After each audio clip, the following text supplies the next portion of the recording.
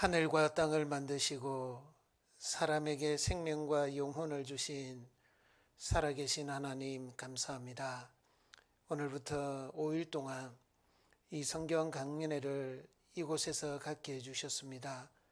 여기에 참석하시는 모든 분들께 하나님께서 은혜를 베풀어 주시고 또 하나님의 말씀을 깨닫는 지각도 주셔서 하나님이 모든 사람에게 주시기를 간절히 소원하고 있는 영원한 생명과 축복을 꼭 얻을 수 있도록 도와주시기를 간구드립니다.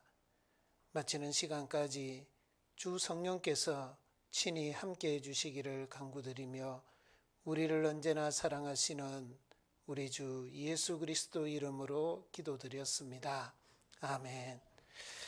네, 다 같이 성경 한 구절 같이 좀 찾겠습니다. 요한복음 5장입니다. 요한복음 5장. 요한복음 5장 39절입니다. 39절 말씀을 같이 읽도록 하겠습니다. 너희가 성경에서 영생을 얻는 줄 생각하고 성경을 상고하거니와 이 성경이 곧 내게 대하여 증거하는 것이로다. 이 자리에 오신 우리 여러분들을 진심으로 환영합니다. 아마 바쁘신 중에 귀한 시간을 내서 왔을 겁니다. 물론 원해서 이렇게 평소에 내가 꼭 성경을 한번 배워봐야 되겠다. 하나님이 계신지 아니면 이 세상이 정말 저절로 우연이 됐는지 그것에 대해서 궁금해 하셔서 한번 들어봐야 되겠다라고 오신 분들도 있을 겁니다. 그러나 대부분은 옆에 계신 분들이 한번 꼭 들어보자고, 성경 한번 꼭 하루만이라도 좋으니까 한번 들어보자고 하는 그런 성화에 못 이겨서 오신 분들도 있을 겁니다. 어떻게 오셨든지 간에 잘 오셨습니다. 우리가 뭔가를 배운다라는 것은 참으로 중요하고 또 필요한 것입니다. 특별히 우리가 살아가는 이 시대는 정말 많은 것을 읽고 살아갑니다. 그래서 영적인 상실 시대, 물질적으로는 사실 부유하고 잘 삽니다. 특히 우리나라는 전 세계 어느 나라에 뒤지지 않을 정도로 개인이 참 잘 살고 있습니다. 저도 외국 여러 곳을 이렇게 가보면 참 우리나라만큼 이렇게 좀 풍요하고 먹을 것과 또 여러 가지 생활에서 이렇게 사용하는 모든 것이 이렇게 풍부한 나라는 흔치 않습니다. 그리고 국민 대다수가 그런 물질적인 어떤 이기를 누리고 있는 나라도 흔치 않습니다. 하지만 우리는 상대적인 어떤 빈곤 속에서 살아갑니다. 요즘은 금수저다 이런 거기에 비하면 많은 사람들이 시작부터 또 이렇게 불리한 그런 어떤 공정하지 못한 그런 어떤 모습을 보면서 많이 이렇게 실망하고 또 포기하는, 그래서 M4 시대라고 이렇게 하잖아요. 포기할 게 너무 많다라는 겁니다. 근데 더 중요한 것은 영적인 것에 아무런 관심이 없어지는 겁니다. 오로지 이 세상 내가 몇십 년 사는 것은 어떻게 좀 뭘 먹고 어떻게 하든지 좀 더 잘 살아봐야 되겠다 하는 그런 마음은 가지는데 정말 더 중요한, 우리 눈에 보이지 않는 더 중요한 이 영적인 것에는 더더욱 관심이 없고 그것을 포기하고 상실하고 살아가는 그런 시대라고 할 수 있습니다. 그런 시대에 사실 우리에게 가장 필요한 것이 이 하나님의 말씀이고 성경을 배우는 것입니다. 여러분들이 성경에 대해서 많이 오해하고 하나님에 대해서도 많이 오해하고 있는 부분도 있을 겁니다.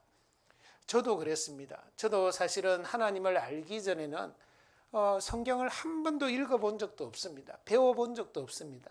그러나 그냥 무조건 싫었습니다. 왜 싫은지 모르겠습니다. 그냥 무조건 마음에서부터 싫었습니다. 그냥 반대하고 싶고 거부하고 싶고 아니었으면 좋겠고 그런 어떤 마음 속에서 저도 이제 저를 전도했던 밑에 남동생이 하도 이렇게 한번 들어보자고 해가지고 일주일 동안 싸워서 제가 졌습니다. 제가 져서 그래 앉아서 제가 하루만 듣기로 했습니다. 하루만 듣기라고 저 뒤쪽에서, 이 자리는 아니지만은요, 저 뒤쪽에서 좀 자세도 좀 삐딱하게 앉아가지고 그렇게 무슨 말 하나 뭐 이렇게 들어보자고 앉았습니다. 한 30분 지나니까요, 저는 이 자세가 반듯해졌습니다. 저도 모르게 자세가 반듯해지는 겁니다. 이게 뭐지? 충격을 받았습니다. 왜냐하면은 제가 알고 있었던 성경 내용하고 너무 다른 겁니다. 그래서 제가 그때 알았습니다. 내가 너무 모르고 반대했구나. 아무것도 모르고 정말 무조건 배척했구나.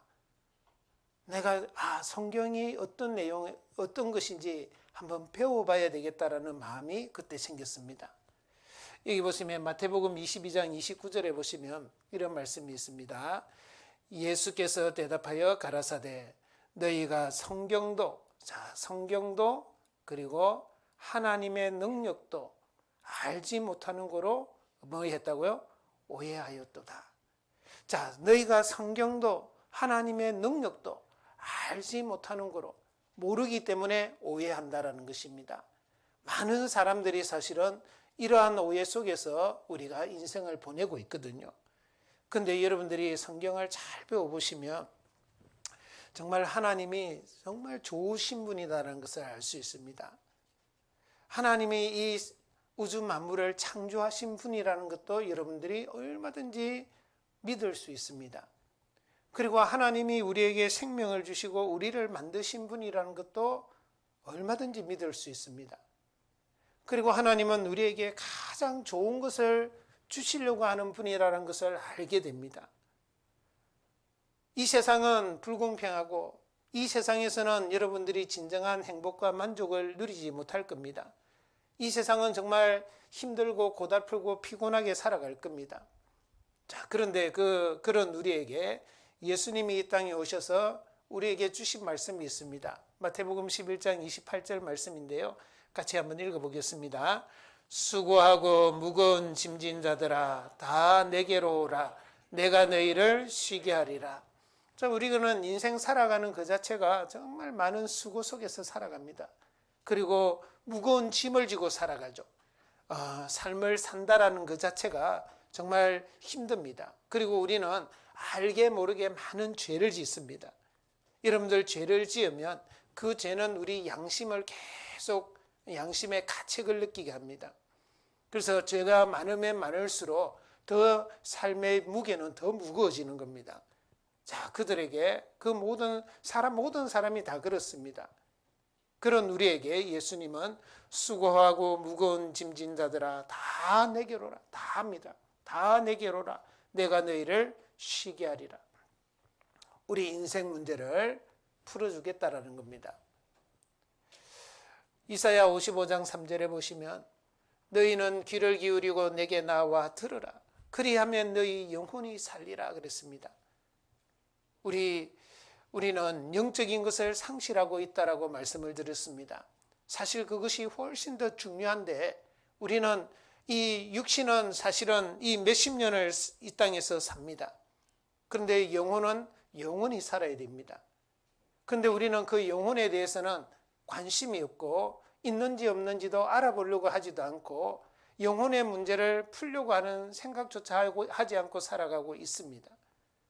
여러분들이 조그만 내면의 소리, 양심의 소리, 영혼의 소리를 한번 귀 기울여 들어보십시오. 여러분들의 영혼은 정말 절규하고 있을 겁니다. 여러분들 영혼이 정말 진정한 자유를 갖기를 원하고 있을 겁니다. 성경을 통해서 우리는 그런 부분에 대해서 충분하게 생각해보는 그런 시간을 가질 수 있습니다. 이번에 성경 강연회라는 제목으로 여러분들과 함께하는 이 시간은 성경을 우리가 성경 위주로 배우게 되는 것입니다. 성경에는 우리가 꼭 알아야 될 많은 중요한 내용들이 있습니다. 우리가 이 땅에 태어나서 해결하지 못하고 살아가는 많은 문제들이 있습니다. 그런데 성경에는 그것에 대한 해답을 준다라는 것입니다. 그래서 우리가 성경을 꼭 배워야 하는 이유를 몇 가지 생각해 보면요. 자, 먼저 애플사를 창업했던 스티브 잡스라는 아마 사람을 여러분들이 다 아실 겁니다. 이 스티브 잡스가 남긴 말이 있습니다. 물론 이 사람은 췌장암에 걸려서 56세에 삶을 마감하게 됐습니다. 그런데 한 시대를 풍미했던 그가 죽기 전에 남긴 말입니다. 어떤 말인지 한번 좀 보겠습니다. 나는 비즈니스 세상에서 성공의 끝을 보았다. 타인의 눈에 내 인생은 성공의 상징이다. 하지만 일터를 떠나면 내 삶의 즐거움은 많지 않다. 결국 부는 내 삶의 일부가 되어버린 하나의 익숙한 사실일 뿐이었다. 지금 병들어 누워 과거 삶을 회상하는 이 순간 나는 깨닫는다. 정말 자부심 가졌던 사회적 인정과 부는 결국 닥쳐올 죽음 앞에 희미해지고 의미 없어져 간다는 것을, 죽음 앞에 그것들은 큰 의미가 없다라는 겁니다. 이제야 나는 깨닫는다. 생을 유지할 적당한 부를 쌓았다면 그 이후 우리는 부와 무관한 것을 추구해야 한다는 것을, 부와는 상관없는, 이 돈하고 물질적인 것과 상관없는 뭔가가 있다라는 것이죠. 그걸 추구해야 된다라는 것입니다. 내 인생을 통해 얻는 분을 나는 가져갈 수 없다. 돈을 절대 가져갈 수 없죠. 이 세상에서 제일 비싼 침대가 무슨 침대일까? 병들어 누워있는 침대이다. 너는 내 차를 운전해 줄 사람을 고용할 수 있고 돈을 벌어줄 사람을 고용할 수도 있다. 하지만 너 대신 아파줄 사람을 고용할 순 없다. 잃어버린 물질적인 것들은 다시 찾을 수 있다. 하지만 인생은 한 번 잃어버리면 절대 되찾을 수 없는 유일한 것이다. 아주 의미심장합니다. 죽음 앞에 깨달았기 때문에 참 늦었습니다. 우리는 이런 간접적인 어떤 이야기들을 통해서 우리가 우리 앞에 죽음이 닥쳐오기 전에 우리는 이런 문제에 대해서 먼저 인생을 산 선배들의 그 고뇌와 그런 충고를 받아들여야 됩니다. 자, 그리고 우리가 현재 삶의 어느 순간에 있던, 지금 이제 청년이라 그랬잖아요. 청년은 가장 좋은 시기에 있는 겁니다. 결국 시간이 지나면 우리는 삶이란 극의 커튼이 내려오는 순간을 맞이할 것이다.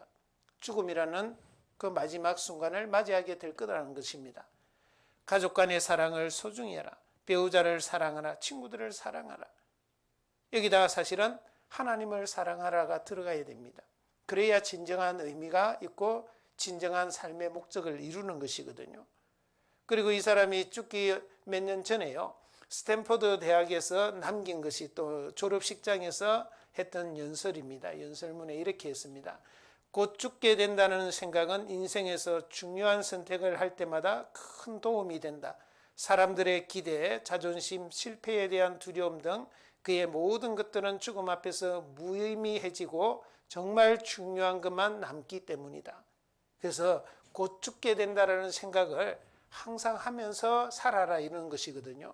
그래야 더 중요한 것을 잃어버리지 않고 그것을 생각하게 되고 그것을 얻을 수 있다는 것입니다. 여러분들 평소에는 아마 많은 것을 이렇게 열심히 공부하고 또 이 세상에 사는 것을 위해서 열심히 시간을 또 투자하면서 살았을 겁니다.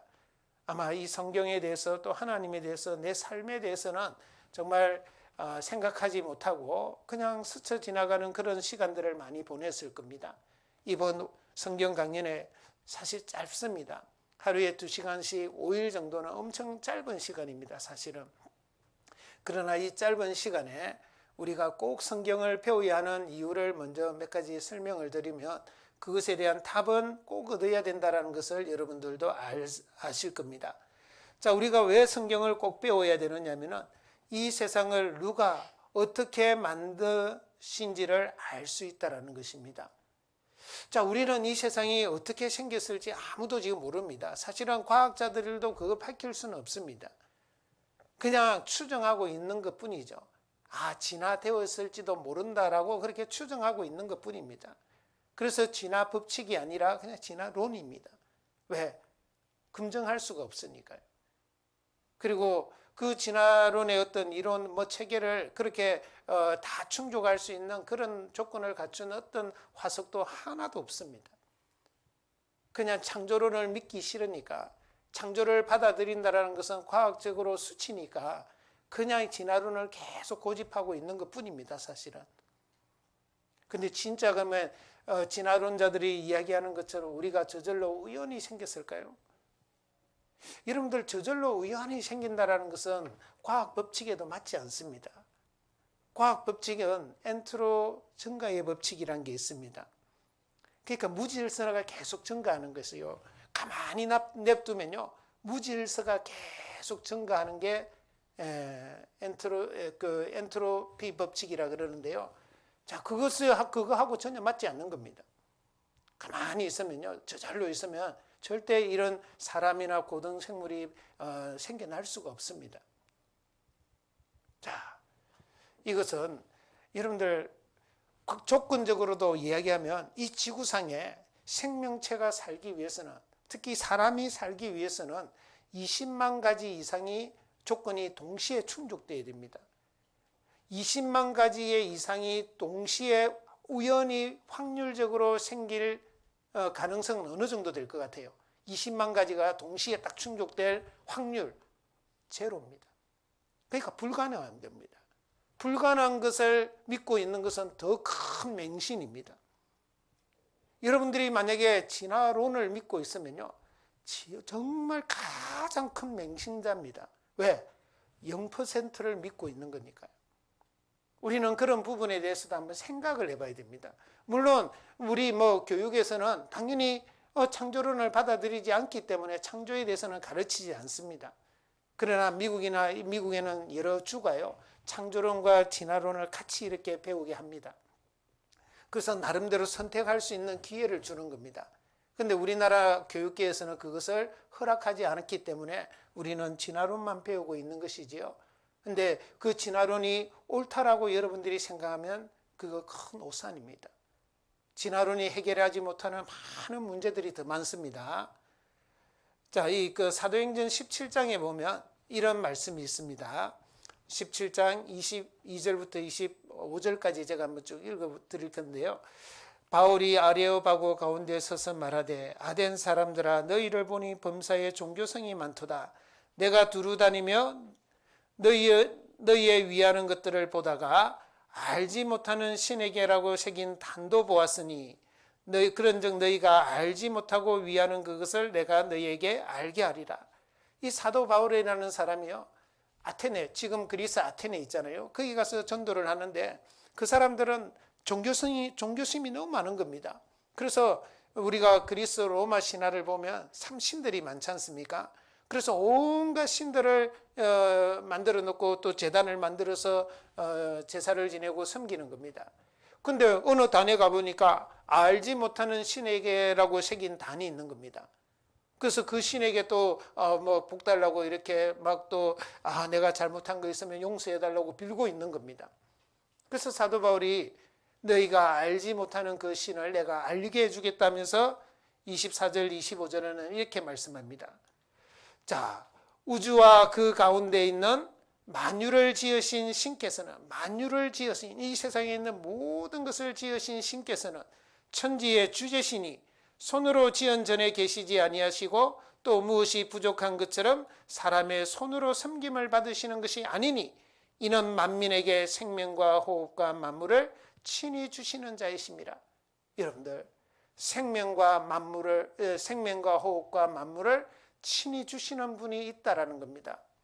그게 창조주입니다. 창조주. 창조주를 우리는 알아야 되고 창조주를 당연히 믿어야 된다는 것입니다. 우리가 정말 저절로 우연히 생겼다면 우리의 존재의 의미는 아무런 의미가 없습니다. 존재의 목적도 없는 겁니다. 왜? 저절로 우연히 생겼으니까. 그죠? 그런데 만약에 창조주가 우리를 창조했다면 절대 아무런 의미 없이, 아무런 목적 없이 창조하지 않죠. 사람이 뭐를 만들 때도요, 반드시 그 목적이 있는 거예요. 여러분들이 이 컵을 누군가가 만들었을 겁니다. 저는 누가 만들었는지는 본 적이 없습니다. 하지만 저는 누군가가 만들었다고 분명히 믿습니다. 아마 여러분들도 믿을 겁니다. 왜? 이 컵은 사람에게 이 물이나 음료를 담아서 마시게 하기 위해서 그 목적을 위해서 만들었다는 것을 저와 여러분들은 잘 알고 있거든요. 그래서 제가 먼저 물을 한번 마셔보겠습니다. 이 목적을 이루는 겁니다. 목적을. 그죠? 제가 안경을 끼고 있는데요. 이 나이가 먹으니까 노안이 와요. 노안이 뭔 줄 알죠? 이 가까이 있는 게 잘 안 보여요. 이게 그래서 다초점 렌즈거든요. 참 이게 없었으면 제가 참 불편했습니다. 물론 이거 쓰고 있는 것도 불편은 하죠. 근데 보는 데는 성경을 읽고 또 이렇게 여러 가지 하는 데는 참 욕이 납니다. 이 안경을 누가 만드는지 저는 모릅니다. 하지만 누군가가 분명히 만들었을 것이라고 저는 믿습니다. 왜 이게 저절로 우연이 됐다라고 여러분들이 믿습니까? 절대 그렇게 믿지 않을 겁니다. 복잡한 걸 쓸수록 더더욱 그렇습니다. 이 노트북은 더더욱 그렇겠죠. 그죠? 이 노트북이 저절로 됐다, 우연히 됐다. 여러분들 그러면 정신병원에 한번 가보세요. 이래야 됩니다. 그죠? 그런데 이것들보다도 훨씬 더 복잡한 생명체가 저절로 됐다 그러는데 왜 정신병원에 안 보냅니까? 이상하잖아요. 사람이 만들 수 있는 거는 저절로 됐다 그러면 이상하게 생각하고, 사람은 도저히 만들 수 없는 것은 저절로 됐다 그러면 야 잘한다고 박수치고 이상하지 않습니까? 한번 생각을 해보자라는 겁니다. 이 생명체, 이 우주, 이 지구 이런 것은요, 인간의 능력을 초월하는 겁니다. 인간은 도저히 그것을 만들 수가 없는 겁니다. 사람이 만들 수 없으면 그냥 저절로 됐다 하면 됩니까? 안 되죠. 만약에 여러분들의 집에 혹시 있는 강아지가 여러분들의 집에 있는 텔레비전이나 여러분들 집에 있는 온갖 가전제품들이 혹시 대화가 통하면요, 저절로 됐다라고 막 말하고 있으면 어떻게 이야기하실랍니까? 아이고 이 바보야, 이거 저절로 된 게 아니라 이 사람이 만드는 거야. 에이 그걸 어떻게 믿어? 강아지가 그러면 어떻게 할래요? 때려잡을 수도 없고, 그죠? 그래서 조금만 생각해 보면요, 우리가 지금 뭔가 생각이 잘못되어 있구나라는 것도 알 수 있단 말입니다. 그래서 이것은 인간보다도 훨씬 더 능력 있는 분이 아니면요, 이 문제를 해결할 수가 없습니다. 성경은 그분을 하나님이라고 말씀하고 있는 겁니다. 그리고 또 우리가 성경을 꼭 배워야 하는 이유 두 번째는요, 내가 누군지 아주 중요하잖아요. 내가 누굴까? 사람이 뭐죠? 여러분들 우리를 사람이라 그래요. 사람이 뭐예요? 이 육체만, 이 몸만 사람일까요? 대부분의 사람들은요, 이 몸만 사람이라고 생각하는 겁니다. 그래서 몸이 살아있을 동안에 하여튼 즐겨야 되고 그걸 다 누려야 되고, 아이고 죽으면 다 끝이야, 뭐 죽으면 별 것 없어, 다 흙으로 돌아가. 우리 눈에 보이는 것은 맞습니다. 그러면 우리 눈에 보이는 것만 전부일까요? 여러분들 한번 잘 생각해 봅시다. 우리 눈에 보이는 것만 전부라면 그렇게 생각해도 틀리지 않습니다. 그런데 여러분들 이 순간도요, 여러분들 눈에 보이지 않는데 중요한 것들이 있습니다. 공기입니다. 여러분들 공기는 눈에 보이지 않습니다. 그런데 여러분들 공기 없다라고 말할 수 있습니까? 공기 없다고 나는 숨 안 쉬어 라고 할 수 있습니까? 절대 할 수 없습니다. 이 전기도 눈에 안 보입니다. 제가 옛날에 어렸을 때요, 집에서 이렇게 집수리 하다가요, 죽을 뻔했습니다. 감전돼가지고요. 갑자기 뒤에서 누가 확 당기는 거예요. 그래서 막 깜짝 놀래가지고요, 놔라 그랬어요. 아무도 없어요. 근데 전깃줄이요, 그 공사할 때 이렇게 제대로 이렇게 단도리를 안 해가지고 그게 내려와가지고 제 등에 딱 붙은 겁니다. 예, 그때 죽었으면 여러분들 못 봤을 건데. 예, 전기는 눈에 안 보입니다. 전파도 눈에 안 보입니다. 여러분들 지금 핸드폰 들고 있는데 전파가 연결돼야만이 여러분들의 핸드폰이 울리게 되고, 또 막 지금 KBS, MBC, SBS 뭐 프로그램이 여러분들 눈앞으로 지금 지나가고 있는데도 안 보입니다. 안 보인다고 무시할 수 있느냐 말입니다. 안 보이는 것이 다 없다라고 할 수 있느냐 말입니다. 절대 그럴 수 없습니다. 내가 누군지를 우리는 알아야 됩니다. 이 세상에 존재하는 것은 우리가 다 알잖아요. 왜 존재하는지 다 알아요. 근데 왜 나는 내가 왜 존재하는지 왜 모르죠? 나를 창조하신 창조주를 못 만나서 그렇습니다. 여러분들 창조주를 만나야만이 여러분들이 진정한 누군지를 알 수 있습니다. 전도서 3장 1절 2절 말씀인데요. 같이 한번 읽어보겠습니다. 천하의 범사가 기한이 있고 모든 목적이 이룰 때가 있나니 날 때가 있고 죽을 때가 있으며 심을 때가 있고 심은 것을 뽑을 때가 있으며. 자, 천하의 범사, 천하에 있는 모든 일에는 반드시 기한이 있다라는 것입니다. 끝이 있다라는 것이죠. 끝이 있어요. 근데 그 끝이 있을 때 시작하면 끝날 때가 있다 이 말이에요. 자, 그 사이에 이룰 목적이 있다라는 것이죠. 목적 없이 존재하는 것은 없다 이 말이에요. 목적 없이 존재하는 것은 없다. 그러면 여러분들에게도 한번 적용해 보세요. 나도 뭔가 목적이 반드시 있다라는 것이죠. 여러분들의 삶의 목적은 무엇입니까? 많은 사람들이 왜 살죠? 물어보면요. 죽지 못해서 살아요. 그냥 먹고 살려고 살아요. 엄마가 낳아줬으니까 살아요. 아닙니다. 여러분들, 그것은 눈에 보이는 것이고요. 우리가 정말 우리를 만드신 창조주를 만나야 내가 왜 사는지를 알게 되고, 내가 이 땅에 왜 태어났는지, 무엇을 위해서 살아야 되는지를 알 수 있다니까요. 성경은 우리에게 그것에 대한 답을 줍니다.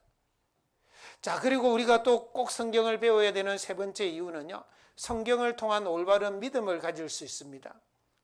여러분들, 이 세상에 종교라는 것이 너무 많아요.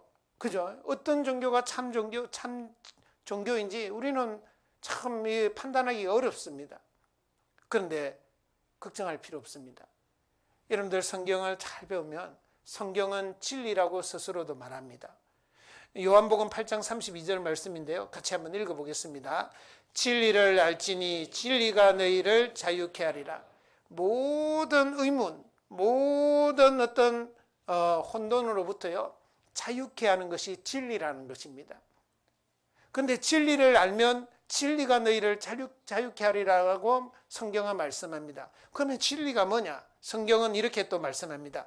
요한복음 17장 17절 말씀인데요. 같이 한번 읽겠습니다. 저희를 진리로 거룩하게 하옵소서. 아버지의 말씀은 진리니이다. 자, 저희를 진리로 거룩하게 하옵소서. 아버지의 말씀은 진리라는 것입니다.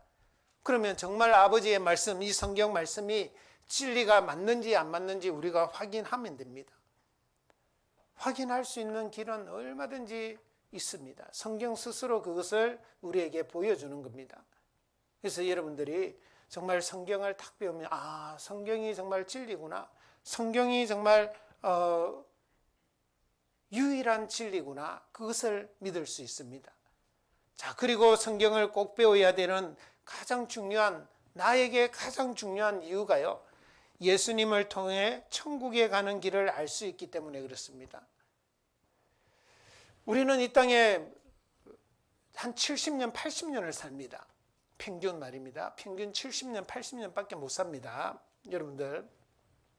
그러면 평균 70년, 80년을 그냥 잘 먹고 잘 살기 위해서 살다 보면 대부분의 시간을 다 보내버립니다. 그럼 내가 그렇게 살다가 죽으면, 여러분들의 인생이 딱 죽음 앞에 서면 한마디로 요약하면 이렇게 하겠죠. 잘 먹고 살다 죽다. 그러면 그게 짐승들하고 삶이 뭐가 다르죠?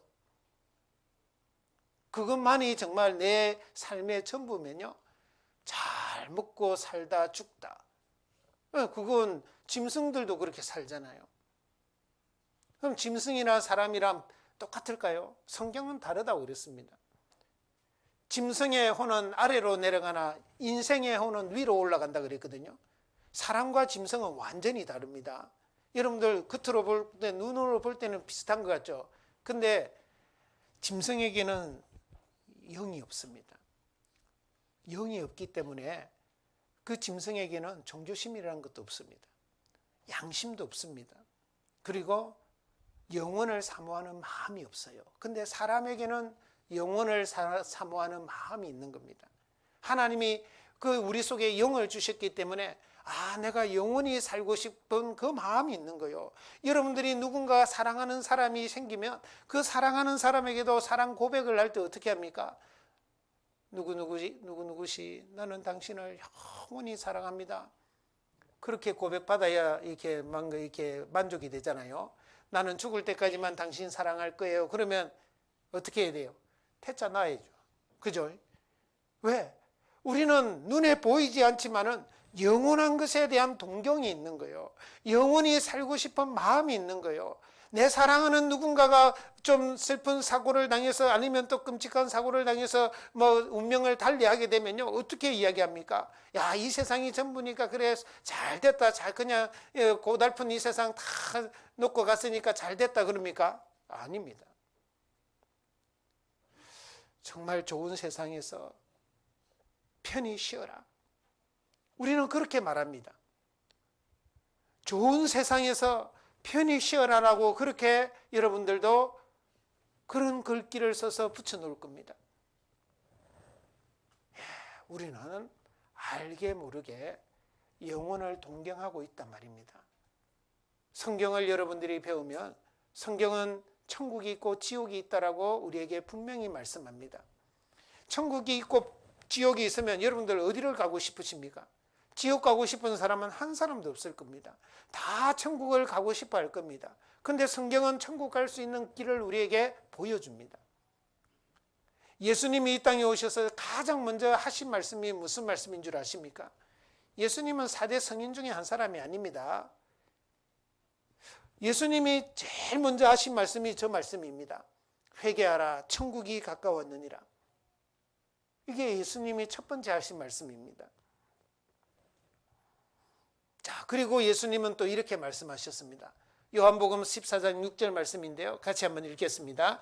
예수께서 가라사대 내가 곧 길이요 진리요 생명이니 나로 말미암지 않고는 아버지께로 올 자가 없느니라. 내가 곧 길이다, 진리다, 생명이다. 예수 그리스도를 통해서 우리는 누구든지 천국에 갈 수 있는 그 길을 만들어 놓은 겁니다. 그건 진리입니다. 그건 또 영원한 생명을 얻는 길입니다. 자, 그런 것이 있기 때문에요. 우리는 성경을 꼭 배워야 된단 말입니다. 그러면 하나님은, 성경에 나오는 하나님은 어떤 분이시냐? 이걸 한번 정리를 해보겠습니다. 여러분들이 하나님에 대해서 오해하고 또 잘 모르는 것들이 있기 때문에 하나님이 어떤 분이시냐? 자, 이 출애굽기 3장 13절에서 15절 말씀인데요. 제가 한번 읽어드리겠습니다. 모세가 하나님께 고하되 내가 이스라엘 자손에게 가서 이르기를 너희 조상의 하나님이 나를 너에게 보내셨다 하면 그들이 내게 묻기를 그의 이름이 무엇이냐 하리니 내가 무엇이라고 그들에게 말하리이까? 하나님이 모세에게 이르시되 나는 스스로 있는 자니라. 또 이르시되 너는 이스라엘 자손에게 이같이 이르기를 스스로 있는 자가 나를 너에게 보내셨다 하라.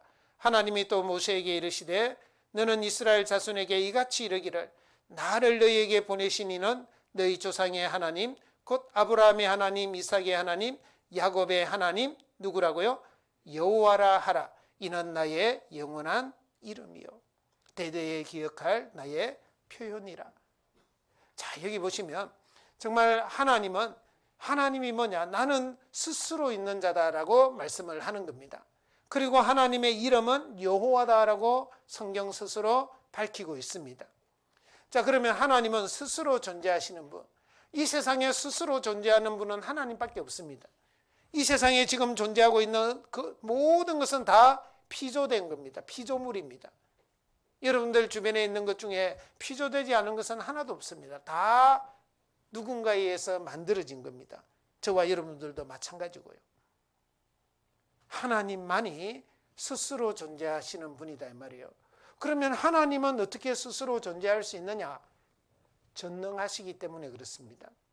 하나님은 모든 것을 할 수 있는 분이다라고 성경은 말씀합니다. 모든 것을 할 수 있는 그분만이 스스로 존재할 수 있는 것이거든요. 그리고 그 하나님의 이름이 여호와라는 것입니다. 그러면 하나님이 어떤 일을 하셨느냐? 성경은 이렇게 말씀합니다. 제일 첫 페이지 첫 구절입니다. 창세기 1장 1절입니다. 같이 읽겠습니다. 태초에 하나님이 천지를 창조하시니라. 자, 태초에 하나님이 천지를 창조하셨다라는 것입니다. 자, 천지를 창조하신 그 하나님이 우리는 그 하나님을 우리가 알아야 된다 이 말이죠. 하나님이 어떤 일을 하셨느냐? 태초에 하나님이 천지를 창조하셨다. 이 말을 여러분들이 무시할 수 있습니까? 나는 저 말이 거짓말이라고 생각한다. 그러면 여러분들이 그 거짓말이라는 것을 여러분들 스스로 확인해야 됩니다. 만약에 이 말씀이 사실이라면 우리는 믿어야 됩니다. 그 하나님을 믿어야 됩니다. 그런데 사실인지 아닌지는 확인은 우리가 해야 됩니다. 하나님은 우리에게 이 말씀을 분명히 주셨습니다. 태초에 하나님이 천지를 창조하셨다. 하늘과 땅을 만드셨다. 그리고 사람을 만드셨다라고 성경은 계속 말하고 있습니다. 그러면 정말 그분이 천지를 만드시고 사람을 만들었는지 우리가 그거는 확인해야만 됩니다. 확인하면 얼마든지 확인할 수 있는 증거도 하나님이 주십니다. 그래서 이번에 여러분들이 그 성경에 나오는 하나님이 천지를 창조하신 그런 내용들, 또 하나님이 인간 역사와 함께 하시는 그런 내용들, 여러분들 지금 이스라엘하고 하마스하고 전쟁이 일어나잖아요. 우크라이나하고 러시아하고 전쟁이 일어나잖아요. 여러분들 마지막 전쟁은 성경에 예언되어 있습니다. 시나리오가 자세하게 예언되어 있습니다. 그래서 3, 4일째 되면 제가 그것도 설명을 좀 드리겠습니다. 이 인류 역사의 운명도 성경에 다 나타나 있다 이 말입니다. 네. 이 성경은 하나님의 말씀이니까 하나님은 과거에 있었던 일도 알고 계시고 그리고 앞으로 무슨 일이 일어날지도 아시니까 미리 성경에 기록해 놓는 겁니다. 그게 바로 전지하신 분입니다. 그래서 성경은 하나님을 전지전능하시다라고 말씀하는 겁니다. 자, 그 하나님, 천지를 창조하신 그 하나님, 왜 우리 눈에 안 보일까요? 자, 어떤 사람은 아니 하나님이 계시면 내 눈에 지금 나타나서 내가 하나님이다 하고 막 이적을 보여주고 그러면 내가 믿을 것 같잖아요. 근데 성경은 분명히 이렇게 말씀합니다. 요한복음 4장 24절 말씀인데요. 같이 한번 읽겠습니다. 하나님은 영이시니 예배하는 자가 신령과 진정으로 예배할지니라. 자, 하나님은 영이시다 그랬습니다. 자, 그래서 영이시기 때문에 우리 육신의 눈으로는 볼 수가 없습니다. 디모데전서 6장 15절 16절에 보시면 기약이 이르면 하나님이 그의 나타나심을 보이시리니 하나님은 복되시고 홀로 한 분이신 능하신 자이며 만왕의 왕이시며 만주의 주시오 오직 그에게만 죽지 아니함이 있고 가까이 가지 못할 빛에 거하시고 그 다음 같이 읽겠습니다. 아무 사람도 보지 못하였고 또 볼 수 없는 자신이 그에게 존귀와 영원한 능력을 돌릴지어다. 아멘. 아무 사람도 보지 못하였고 또 볼 수 없다 그랬습니다. 왜 보지 못할까요? 잘 생각해 보세요. 왜 보지 못하는 걸까요? 여러분들 우리 눈에 이 육신의 눈에 보이는 것은 다 불완전한 겁니다. 그걸 여러분들이 아셔야 됩니다. 우리 육신의 눈에 보이는 이 우리 눈으로 지금 보이는 것은 다 불완전한 것이에요. 불완전하다라는 것은 완전하지 못하다라는 거예요. 언젠가는 다 없어질 것밖에 안 보입니다. 여러분들 눈에 영원하고 완전한 것 보이면 저한테 한번 가져오 보십시오.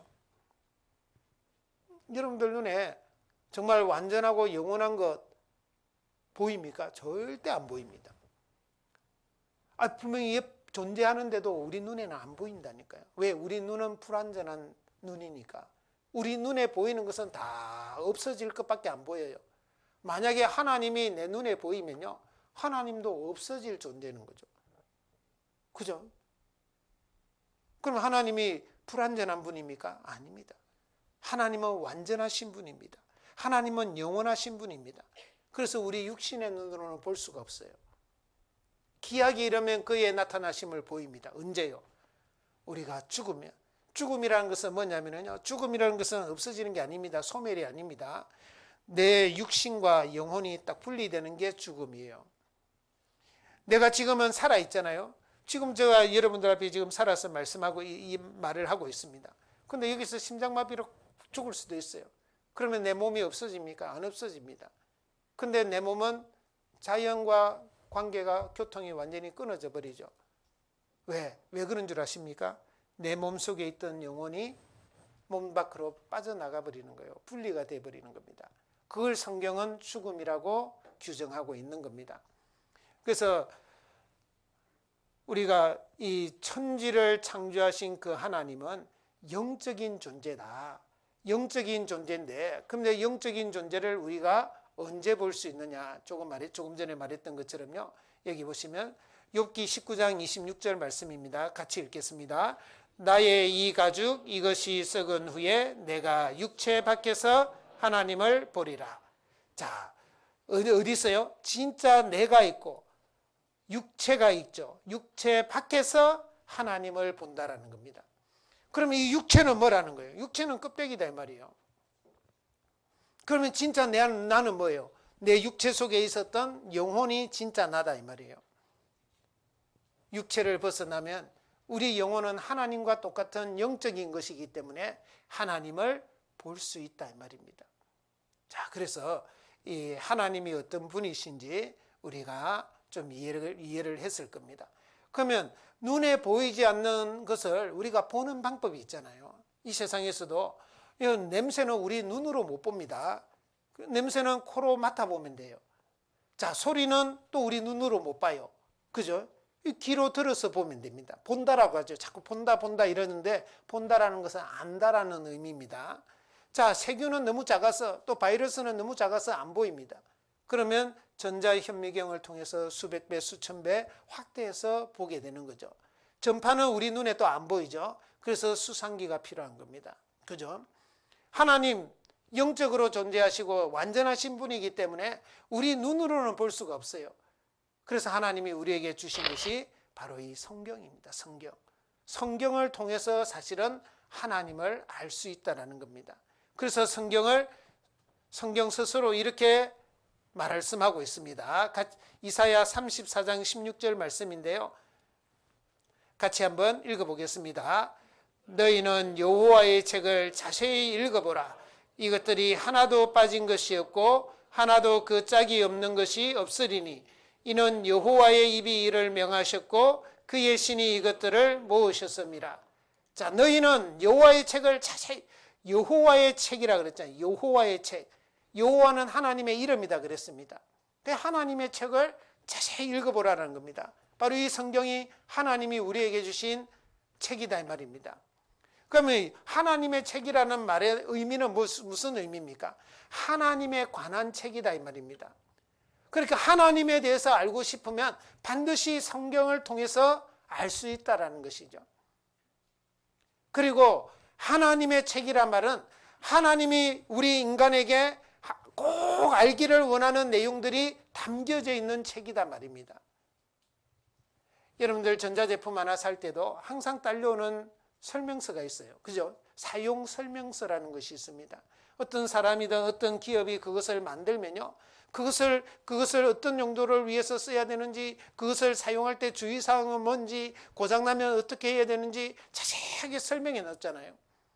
하나님이 우리를 이 땅에 살게 하시고 아무런 만약에 어떤 설명서도 안 주고 하나님이 만들었다, 어떻게 살아야 된다, 무엇을 위해서 너희들이 살아야 된다, 이렇게 살다가 죽으면 어떻게 된다, 그런 것에 대해서 아무런 말씀을 해주지 않으면 우리는 완전히 고아와 같은 거죠.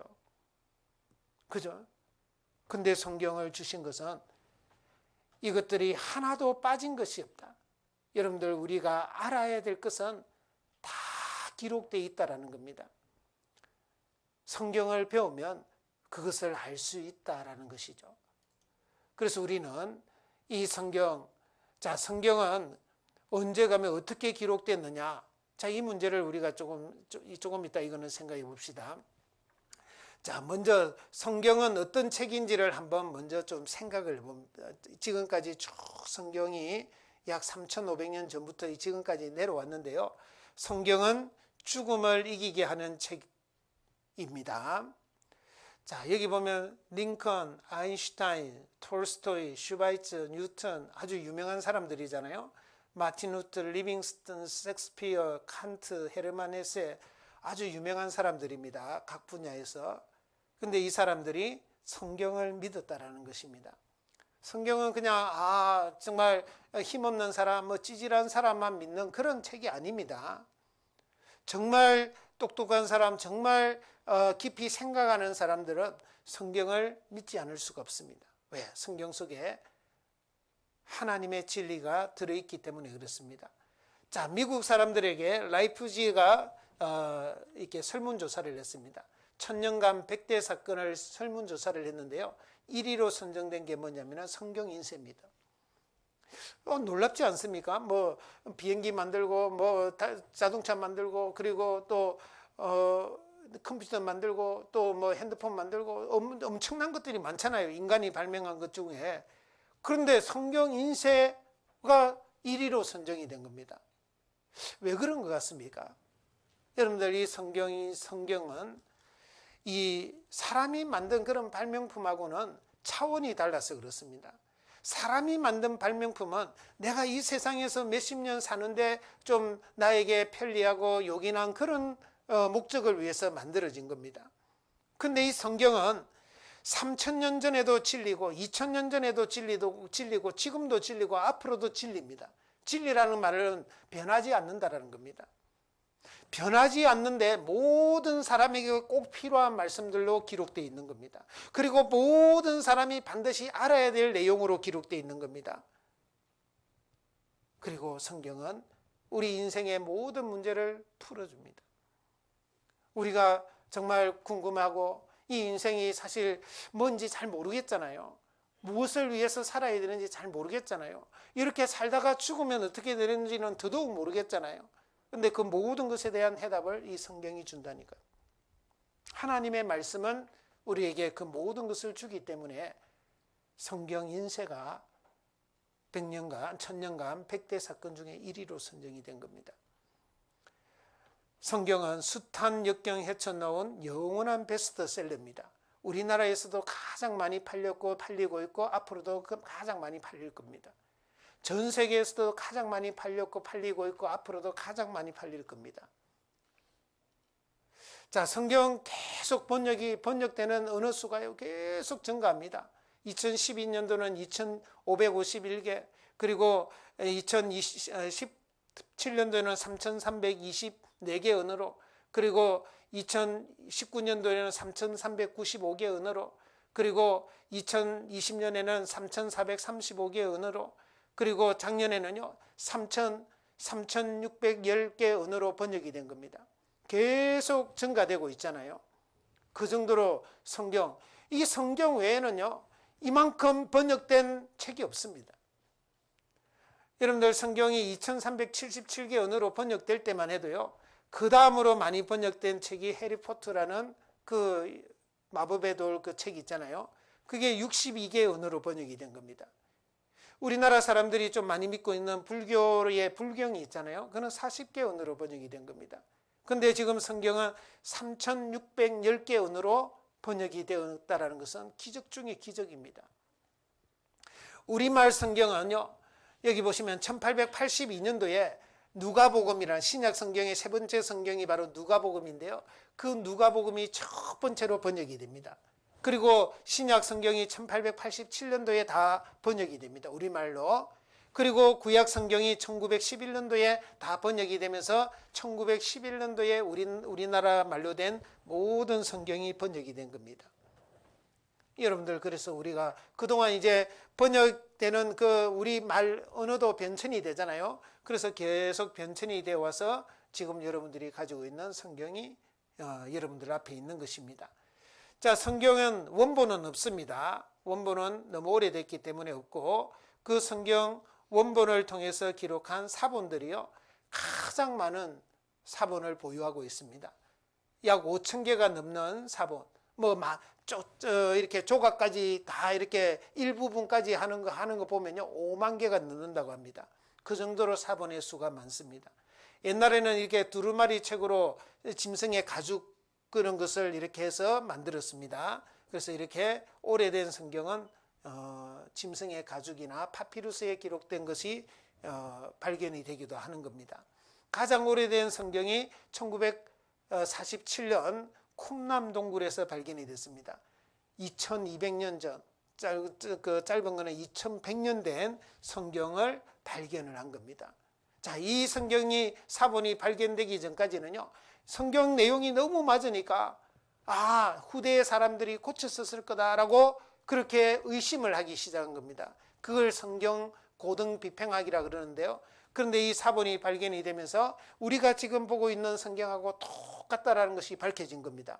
그래서 그런 비평은 이제는 없어져 버린 것입니다. 사라졌습니다.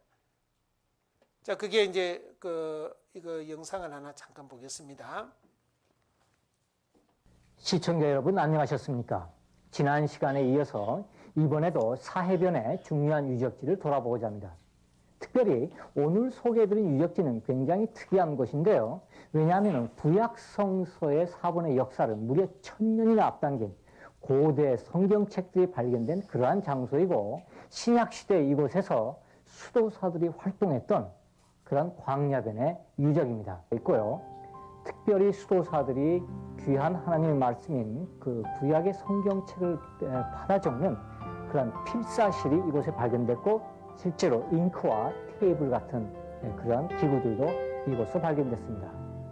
하지만 이 쿰란의 가장 중요한 유적은 뭐니 해도 바로 지구상에서 가장 오래된 구약 성경책이 발견된 그런 동굴입니다. 실제로 예루살렘에 있는 이스라엘 국립박물관 안에는 사해사본의 전당이라고 일컫는 그러한 이 사본의 그 보관소가 있습니다. 특히 이곳에는 이사야서 1장부터 66장까지 전책에 나오는 이사야서 두루마리에 가죽에다가 이제 복사본을 만들어서 여기서 이제 둥글게 그렇게 전시를 하고 있습니다. 물론 이제 원본은 지하에 온도 습도를 잘 조절하는 지하 보관소에 저장을 하고 있는 거죠. 이스라엘의 최고의 국보가 바로 이 구약 성경책의 각 사본들이기 때문입니다. 자, 오늘날의 구약성서와 과연 2000년 전에 신약시대 구약성서에 어떤 차이가 있는가? 전혀 차이가 없다는 것을 두 개의 비교를 통해서 알 수 있게 됐습니다. 현존하는 가장 오래된 성경인 사해사본 진본이 처음으로 국내에 선보였습니다. 문호철 기자가 전합니다. 2000년 전 양피지의 손으로 쓴 구약성경 사해사본 중 이사야서 주에서입니다. 유대교의 한 유파가 생활했던 사해 근처 집터에서 60년 전에 발견된 성경으로 메시아의 도래를 예언했습니다. 바로 이곳이 사해사본이 발견된 쿰란 사동굴을 재현한 곳입니다. 그리고 이것이 바로 사해사본이 발견된 항아리입니다. 사해사본의 발견은 성경 역사에 큰 획을 그은 20세기의 경이로 평가됩니다. 이전에 있었던 구약 성경이 기원 후에 쓰여졌다라는 기록에 대해서 그 학설을 완전히 소멸시킨 그런 발견이라고 할 수 있고요. 이스라엘과 요르단이 보물로 지정하고 있는 사해사본 진본이 한국의 첫 나들이를 했습니다. 자, 그러면 이 성경이 언제 어떻게 누구에 의해서 기록이 됐는가, 그걸 한번 정리를 좀 해보겠습니다. 자, 지금이 몇 년도죠? 2023년도입니다. 이 2023년이 왜 2023년이 된 줄 아십니까? 바로 이 한 인물, 예수 그리스도 탄생 때문에 이 인류 역사가요, BC와 AD로 나뉘게 된 겁니다. 예수 그리스도가 탄생되기 전을 BC라고 그러고요. 이거는 영어입니다. Before Christ. 그리스도 이전이다 이 말입니다. 그리스도 이전. 그리고 예수님이 태어난 이유를 AD라고 그럽니다. 이거는 라틴어인데요. 아노 도미니라는 라틴어입니다. 아노 도미니. 예, 주님의 해다 이 말이에요. 주님이 태어난 해다 이 말입니다. 그래서 지금 AD 2023년을 우리가 살고 있는 겁니다. 예수님이 이 땅에 오신 지가 2023년이 되었다라는 것이죠. 그러면 이 성경은 언제부터 기록이 되느냐면은 예수님이 오시기 1500년 전부터 기록이 됩니다. 그러니까 BC 1500년 전부터 기록되니까 지금으로 따져보면 약 3500년 전이죠. 자, 3500년 전에 이 성경은 기록되기 시작했다라는 것입니다. 그리고 이 성경이 언제 완성이 되느냐면은 AD 1000, AD 100년, AD 100년에 기록이 끝납니다. 그러면 지금으로부터 약 1900년 전에 이 성경은 완성이 된 겁니다. 여러분들 성경에 보면 구약 성경과 신약 성경으로 나뉘어지게 됩니다. 그 구약 성경과 신약 성경으로 나뉘게 되는 그 기준도 바로 이 예수님의 탄생을 기준으로 해서요. 예수님 탄생 이전에 기록된 성경을 구약 성경이라 그럽니다. 자, 예수님이 탄생한 이후에 기록된 성경을 신약 성경이라 그러죠. 자, 구약 성경은 창세기, 출애굽기, 레위기, 민수기, 신명기 쭉 가서 마지막 말라기까지요. 39권으로 되어 있습니다. 몇 권으로요? 39권. 자, 신약 성경은 마태복음, 마가복음, 누가복음, 요한복음 쭉 해서 마지막 요한계시록까지요. 27권으로 되어 있습니다. 몇 권이라고요? 39? 예, 그렇게 외워주세요. 그러면 3927하면 66권으로 된 성경을 여러분들이 한 권으로 묶어놨다 해서 제일 표지에 보면 성경 전서라고 해놓은 겁니다. 66권을 한 권으로 묶어놓은 거죠. 그래서 이렇게 해서 성경이 1500년, 100년이니까 더하면 1600년에 걸쳐서 기록된 책이 바로 이 성경입니다. 1600년 동안에 걸쳐서 기록됐는데, 근데 이 성경이 더 놀라운 것은요, 만약에 이 1600년 동안에 있었던 사건만 기록해놨다면 성경이 다른 역사책과 크게 다를 바가 없습니다. 근데 성경이 정말 하나님의 말씀이고 우리가 꼭 배워야 되는 이유 중에 하나가 이 성경은 이 성경에 기록된 내용이요. 자, 인류 역사, 천지가 어떻게 창조되었는지 천지 창조에 대한 이야기, 물론 그 이전에 하나님에 대한 부분도 성경은 기록하고 있습니다. 이 인류 역사가 시작되기 이전에 어떤 세상이었는지도 성경은 말씀하고 있습니다. 그리고 이 인간 세상이 어떻게 창조되었는지도 성경은 우리에게 말씀합니다. 그리고 인류의 조상이 누구인지, 자, 어디서 살았는지 그 이야기를 우리에게 제시해 줍니다. 정확하게 기록해 줍니다. 그리고 그때 무슨 일이 있었는지 큰 일들이요, 성경에 많이 기록되어 있는데, 노아 시대에 홍수가 있었다, 또 이 세상에 왜 이렇게 외국어가 많이 생겼느냐, 이런 사건에 대한 해답을 성경은 다 줍니다. 바벨탑 사건이라든지. 그리고 이스라엘 민족은 왜 하나님과 무슨 상관이 있느냐, 여러분들 이스라엘 민족은 하나님과 상관이 있습니다. 여러분들 지금 이스라엘 민족 이란이 또 아랍 세력이 이스라엘 없애버리겠다 그러는데요, 절대 못 없앱니다. 왜냐하면 지금은 이스라엘 민족을 하나님이 회복시켰기 때문에 이스라엘 민족은 절대 없어지지 않습니다. 이스라엘 민족이 이 지구상에서 없어지면 이 지구도 없어집니다. 그때까지 이스라엘 민족은 하나님이 보존해 주신다 그랬거든요. 그렇게까지 약속한 민족이 이스라엘 민족입니다. 자, 그리고 이런 이야기도 쭉 기록해놨을 뿐만 아니라 그 시대에 있었던 사건도 기록하고, 더 성경이 그래서 더 놀라운 것은 뭐냐면은 기록한 시점에서요, 앞으로 무슨 일이 일어날 것이다라는 것을 미리 기록했다라는 것입니다. 그리고 그것도 이 마지막 때까지, 마지막 때에 있을 것까지도 다 이야기해냈고, 그 이후에 있을 이야기도 성경은 기록하고 있다는 것입니다. 여러분들 세상에 어떤 책이 이런 책이 있습니까?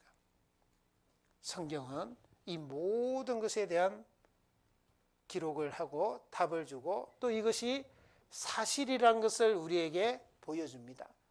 그러면 이 성경을 누가 어떻게 기록했느냐라는 겁니다. 그걸 잠깐 보면요.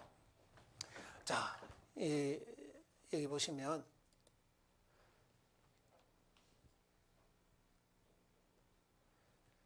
자, 방금 이사야 34장 16절 말씀해 보면 너희는 여호와의 책을 자세히 읽어보라 그랬잖아요. 그럼 이 하나님의 책을 누가 어떻게 기록했느냐면은 예언은 언제든지 사람의 뜻으로 낸 것이 아니요 오직 성령의 감동하심을 입은 사람들이 하나님께 받아 말한 것임이니라. 성령의 감동하심을 입은 사람을 선지자라 그래요. 선지자. 선지자들이 하나님께 받아서 말한 것이다 라는 겁니다. 그래서 예레미야라는 선지자에게 하나님이 이렇게 기록하라고 말씀합니다. 여호와께로서 말씀이 예레미야에게 임하여 이르시니라. 이스라엘의 하나님 여호와께서 이같이 일러 가라사대, 같이 읽겠습니다. 내가 내게 이른 모든 말을 책에 기록하라. 하나님이 음성으로 들려줍니다. 내가 내게 이른 모든 말을 책에 기록하라. 예레미야 36장 2절에도 보면요, 너는 두루마리 책을 취하여 내가 내게 말하던 날 곧 요시야의 날부터 오늘까지 이스라엘과 유다와 열방에 대하여 나의 내게 이런 모든 말을 그것에 어떻게 하라고요? 기록하라. 하나님이 기록하라라고 하는 겁니다. 또 우리가 요한계시록 1장에 보면요, 사도 요한에게 하나님이 또 이렇게 말씀합니다. 주의 날에 내가 성령에 감동하여 내 뒤에서 나는 나팔 소리 같은 큰 음성을 들으니 가로되 너 무엇을요?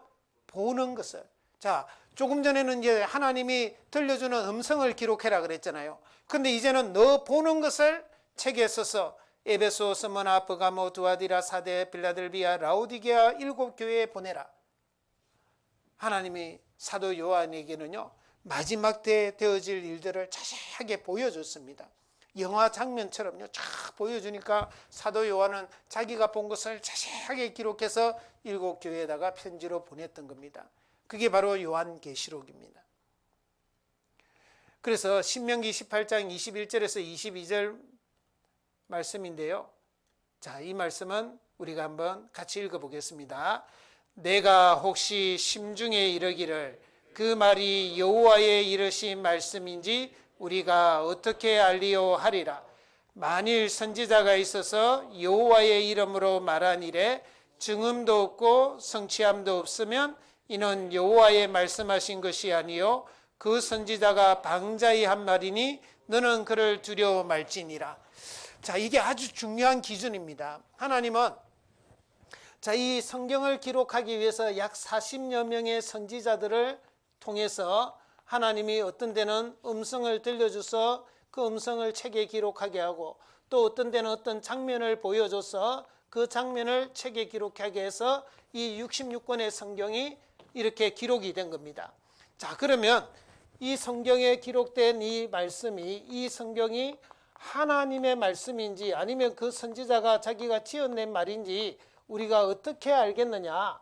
그래서 하나님은 2가지 기준을 준 거예요. 하나는 증음이 있다라는 겁니다. 하나님의 말씀이라는 증음이 있는데, 이 증음이라는 건 무슨 말씀이냐면은 하나님의 말씀이라고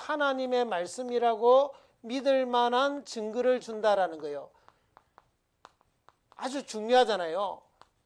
그냥 1 더하기 1은 2다. 그거는 하나님 말씀 아니라도 누구든지 알잖아요. 그런 내용을 가지고 말하는 것이 아니라 사람은 도저히 알 수 없는, 그 시대에 알 수 없는데 하나님은 알 수 있는, 하나님만 알 수 있는 그런 내용을 성경에 기록하고 그걸 믿을 수 있는 증거를 보여준다 이 말이에요.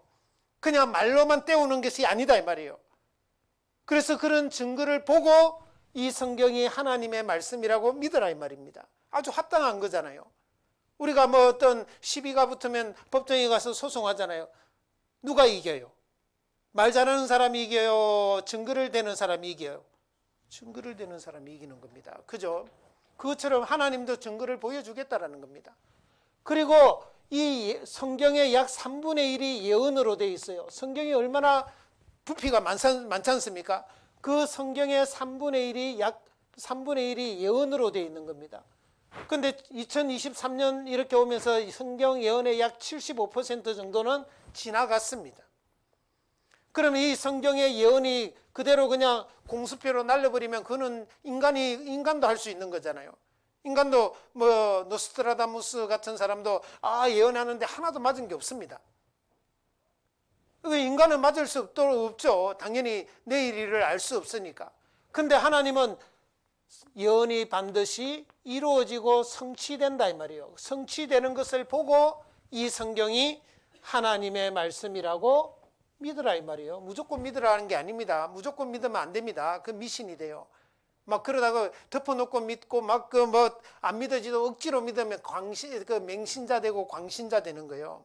안 됩니다. 하나님은 알고 믿으라 이 말이에요. 이런 증거와 그리고 예언이 성취되고 하는 이런 것들을 보고 이 성경이 하나님의 말씀이라고 믿으라 이 말이에요. 그래서 우리가 한 5분 정도 쉬고요. 5분 지금 45분이니까 50분에 꼭 앉아 주셔야 됩니다. 5분 정도 쉬고 증거에 대해서 좀 생각해 보고자 합니다. 우리가 이 성경에 대해 성경이 언제 어떻게 기록되었는지 우리가 지난 시간에 배웠습니다. 자, 그래서 이 성경이 하나님의 말씀인데 성경을 진리라고 한다 그랬잖아요. 진리라는 것은 변하지 않는 것이다. 변하지 않아야 됩니다. 그러니까 3,500년 전에 성경이 기록됐잖아요. 그 시대도 그대로 모든 사람에게 적용되는 겁니다. 그리고 1900년 전에 완성됐다 그랬잖아요. 그 시대에 사는 사람에게도 성경은 그대로 적용이 됩니다. 진리입니다. 그러면 오늘날 사는 우리에게도 마찬가지입니다. 그래서 성경은 시대를 불문하고 나라를 불문하고 결코 변하지 않는 내용으로 기록되어 있는 겁니다. 그래서 성경을 진리라고 하고 진리는 반드시 사실을 근거로 해야 됩니다. 진리인데 뭐 거짓은 진리가 될 수가 없잖아요. 근데 물론 뭐 사실이라고 해서 다 진리는 아닙니다. 하지만 진리가 되기 위해서는 반드시 사실이어야 돼요. 그 증거가 있어야 됩니다. 믿을 만한 확인할 수 있는 그런 증거들이 있어야 되죠. 그래서 성경에는 많은 증거들이 있는 겁니다. 창조에 대한 증거가 있고 과학적인 증거도 있고 역사적인 증거도 있고 또 예언이 성취가 되는 그런 증거도 있고 또 영적인 증거, 영원한 증거 이런 증거들이 수두룩합니다. 그래서 오늘은 남은 시간은 이 성경이 하나님이 태초에 하나님이 천지를 창조하셨다 그랬잖아요. 창조에 대한 증거를 성경에 많은 부분이 있지만은 그 중에 몇 가지 좀 선정을 했어요. 여러분들과 함께 배워보고자 합니다. 그래서 성경에는 창조의 증거가 있다라는 겁니다. 창조의 증거를 우리에게 보여줍니다. 왜? 말로만 때우면 안 되니까 하나님도. 자, 히브리서 3장 4절 말씀인데 같이 한번 읽어보겠습니다. 집마다 지은 이가 있으니 만물을 지으신 이는 하나님이시라. 자, 이 세상에 존재하는 모든 것을 지으신 이가 하나님이시다라고 성경은 말씀하고 있습니다. 그러면 여러분들이 에이 그 거짓말이라고 하려면 그것도 확인해야 되고요. 자, 이것이 사실인지 알려면 우리가 그러면 그 증거를 우리도 찾아봐야 됩니다. 성경에 그렇게 말씀하고 있으니까. 그래서 로마서 1장 19절 20절에도 보시면요. 이는 하나님을 알만한 것이 저희 속에 보임이라. 하나님께서 이를 저희에게 보이셨느니라. 창세로부터 그의 보이지 아니하는 것들 곧 영원하신 능력과 그의 영원하신 능력과 신성이 그 다음 같이 읽겠습니다. 그 만드신 만물에 분명히 보여 알게 되나니 그러므로 저희가 핑계치 못할지니라. 이 컵을 보면요. 컵을 만든 사람의 솜씨를 알 수 있는 거예요. 능력을 알 수 있죠. 자, 이 안경을 만든 사람은 안경을 보면요. 그 사람의 능력을 알 수 있어요. 이 시계를 보면 시계를 만든 사람의 능력을 알 수 있죠. 우리가 어떤 그림도 보면 유치원생이 그린 거하고 진짜 대가가 그린 거하고는 그림의 수준이 다릅니다. 글을 쓴 것도 초등학생이 쓴 거하고 진짜 그 문학가가 쓴 글하고는 내용이 다릅니다. 그죠? 우리가 그런 어떤 것을 결과물을 보고 그 사람의 어떤 능력을 알 수 있는 것처럼요. 이 세상에 있는 모든 만물을 하나님이 만드셨다라고 하나님은 선포했습니다. 그리고 그 만물 속에 하나님의 그 영원하신 능력과 신성을 담아뒀다라는 겁니다. 그래서 그 만물을 잘 보면 하나님을 알 수 있다. 하나님의 능력과 신성을 알 수 있다라는 것이죠. 구체적으로 하나님이 어떤 분이신지는 잘 몰라도요. 아, 정말 대단하고 능력 있는 분이 신이 있겠구나라고 우리는 알 수 있다라는 것이죠. 그래서 그러므로 저희가 핑계치 못할지니라. 야, 신이 어디 있어? 하나님 어디 있어? 그런 말을 안 된다 이 말입니다. 성경은 그렇게 말씀합니다. 그래서 우리는 이 성경을 통해서 많은 것을 생각해 볼 수 있는데요. 자, 먼저는 욥기를 한번 같이 찾아보겠습니다. 아주 중요한 내용이니까 욥기 38장입니다. 욥기 38장. 자, 욥기 38장 4절 5절입니다. 4절 5절 말씀 같이 읽겠습니다. 내가 땅에 기초를 놓을 때에 내가 어디 있었느냐? 내가 깨달아 알았거든 말할지니라. 누가 그 도량을 정하였었는지, 누가 그 준성을 그 위에 띄웠었는지 내가 아느냐?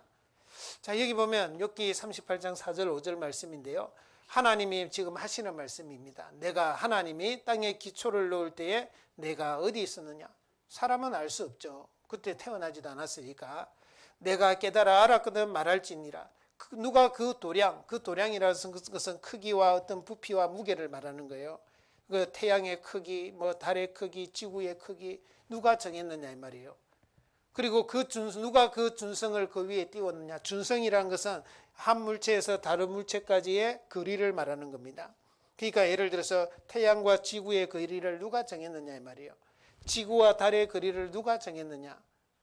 자, 그것은 우리는 알 수가 없잖아요. 그래서 이 태양계를 보면 참 오묘합니다. 수금지, 이 태양계에서 지구는 세 번째에 이렇게 위치하고 있습니다. 약 태양으로부터 1억 5천만 킬로 떨어져 있습니다. 1억 5천만 킬로. 왜 1억 5천만 킬로 떨어져 있을까요? 그래서 1억 5천만 킬로 떨어져 있는 이 공간이 라이프존입니다. 라이프존.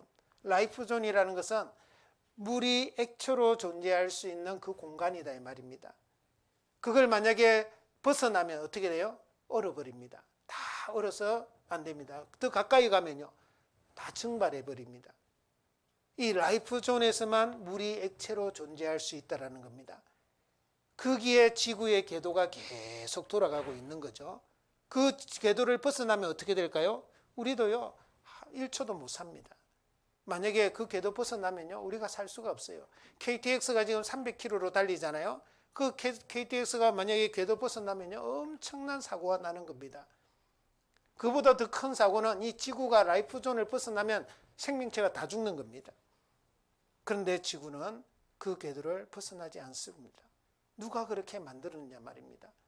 우연히 그렇게 될 수 있느냐 말입니다. 여러분들 여기 보시면 이 태양을 중심으로 지구가 이렇게 돌고 있어요. 이게 지구의 자전이라 그래요. 공전이라 그래요. 그리고 이 지구는 스스로 이렇게 또 돌고 있어요. 그걸 지구의 자전이라 그러죠. 왜 스스로 돌죠? 팽이처럼? 이거 돌지 않으면요 밤낮이 안 생깁니다. 밤낮이 생기기 위해서는 지구가 돌아야 돼요. 그러면 왜 태양의 주위를 돌죠? 그냥 가만히 있으면 안 되나요? 스톱! 하고 스톱 하면요 여름인데는 항상 여름이고 겨울인데는 항상 겨울이에요. 사계절이 안 생기게 돼 있습니다. 그렇게 이렇게 스스로 돌고 또 태양의 주위를 돌아야 되는 이유가 사람이 살 수 있도록 그렇게 설계해 놓은 겁니다. 그렇지 않으면 사람이 절대 살 수가 없으니까. 생명체가 살 수가 없으니까. 그런데 이 지구가 스스로 도는 이 속도가요 시속 1667km 정도 됩니다. 여러분들 자동차 한 160km만 달려도 얼마나 속도감이 느껴지잖아요. 근데 그거보다도 10배나 더 빠른 속도로 이 지구가 팽이처럼요 돌고 있다니까요. 근데 어지럽습니까? 어지럽지 않습니다. 그게 하나님의 능력입니다. 만약에 어지러우면 어떻게 되겠어요? 우리 다 죽어야죠. 뭐. 맨날 막 넘어지고 난리 날 겁니다. 그런데 더 놀라운 것은 이 지구가 공전하는 이 속도는요 시속 10만 8천 킬로 속도입니다. 약 시속 10만 8천 킬로 하니까 잘 감이 안 오죠. 총알을 이렇게 소총이나 이렇게 그 M16 총 있잖아요. 총 탁 쏘면 총알이 눈에 안 보이잖아요. 빨라서 안 보입니다. 그게 시속 한 3천 킬로 정도 됩니다. 시속 3천 킬로. 근데 80억의 인구를 실은 이 지구가 시속 3천 킬로가 아니고요. 3만 킬로가 아니고요. 10만 8천 킬로 속도로 달리고 있다니까요. 총알보다 30배나 더 빠른 속도로 달리고 있는 겁니다. 이해가 되십니까? 왜 안 부서지죠? 그렇게 빨리 달리면 부서져야 될 것 같잖아요. 근데 안 부서지잖아요. 그렇게 빨리 되려면 시끄러워서 우리가 소리가 막 고막이 터져야 될 것 같잖아요. 그리고 여러분들 총알 타면 어떻게 되겠어요? 기술초풍해야 되잖아요. 너무너무 빨라가지고 막 놀래가지고 자빠져야 되잖아요. 근데 총알보다 30배나 더 빠른 속도로 타고 다니는데 왜 우리는 속도감을 못 느끼죠? 하나님의 작품입니다. 이것은 인간이 할 수가 없어요. 인간보다도 훨씬 더 능력 있는 전능하신 분이 아니면요, 이것을 만들어낼 수가 없다니까요. 그래서 만물 속에 하나님의 영원하신 능력과 신성이 담겨 있다라니까요. 잘 보기만 하면 우리가 그것을 누구든지 알 수 있다라는 겁니다. 여러분들, 태양은 가만히 서 있는 것 같습니까? 아닙니다. 성경은 약 3,000년 전에 태양도 달린다 그랬어요. 3,000년 전에요, 태양이 달린다 그랬다니까요. 여기 보시면 시편 19편 5절에서 6절에 보시면 해는, 태양은 이 말입니다, 그 방에서 나오는 신랑과 같고 그 길을 달리기 기뻐하는 장사 같아서 하늘 이 끝에서 나와서 하늘 저 끝까지 운행하며 그 온기에서 피하여 숨은 자 없도다. 태양이 달린다니까요. 근데 오늘날 과학은 그걸 밝혀냈습니다. 태양도 시속 72,000km 속도로 달립니다. 몇 킬로요? 시속 72,000km요. 총알보다 약 20배 이상 더 빠른 속도로 태양도 달리고 있습니다. 옛날에는 천동설이라 그래고 지구를 중심으로 모든 것이 돌아간다 그랬는데 그것은 잘못된 거잖아요. 그래서 지동설이 1545년에 코페르니쿠스에 의해서 주장이 되면서 지구도 돈다라는 걸 알게 됐잖아요. 근데 지구만 도는 게 아니라 태양도요, 계속 돕니다. 달리면서 돌아가는 거예요. 이렇게 태양이 지금 헤라클레스라는 우리 잘 아는 그런 이름이 있잖아요. 그 자리를 향해서 시속 72,000km 속도로 달리고 있다라는 겁니다. 여기 한번 보시기 바랍니다. 이거는 가상으로 만든 건데요. 이렇게 태양계가 움직이고 죄송합니다. 이게 나오죠.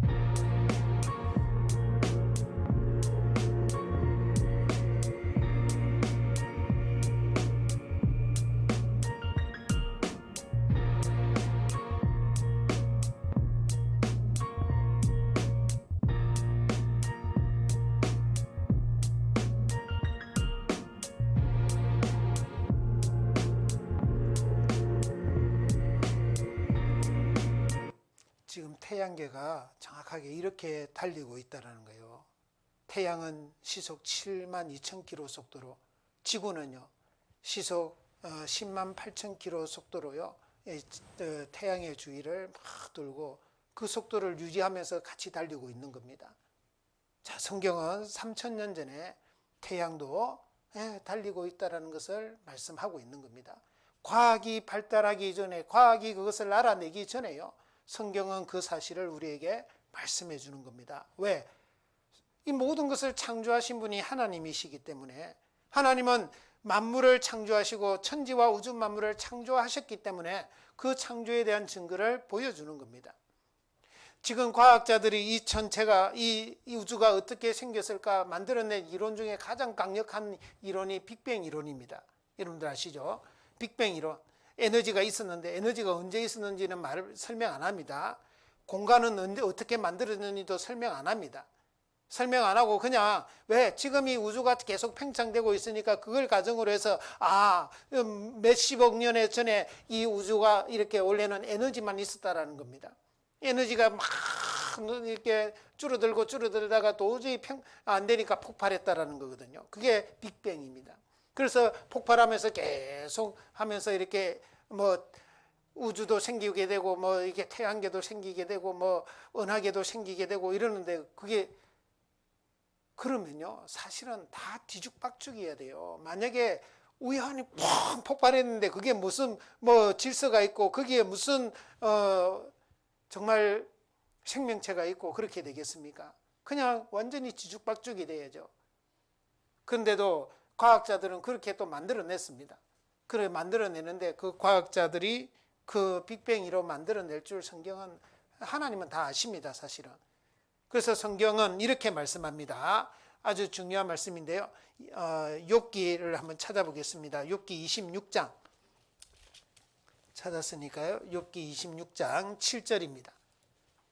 욥기 26장 7절 같이 읽겠습니다. 그는 북편 하늘을 허공에 펴시며 땅을 공간에 다시며. 자, 여기 이제 욥기 26장 7절 말씀인데요. 그는 북편 하늘을 허공에 펴시며 땅을 공간에 달았다라는 겁니다.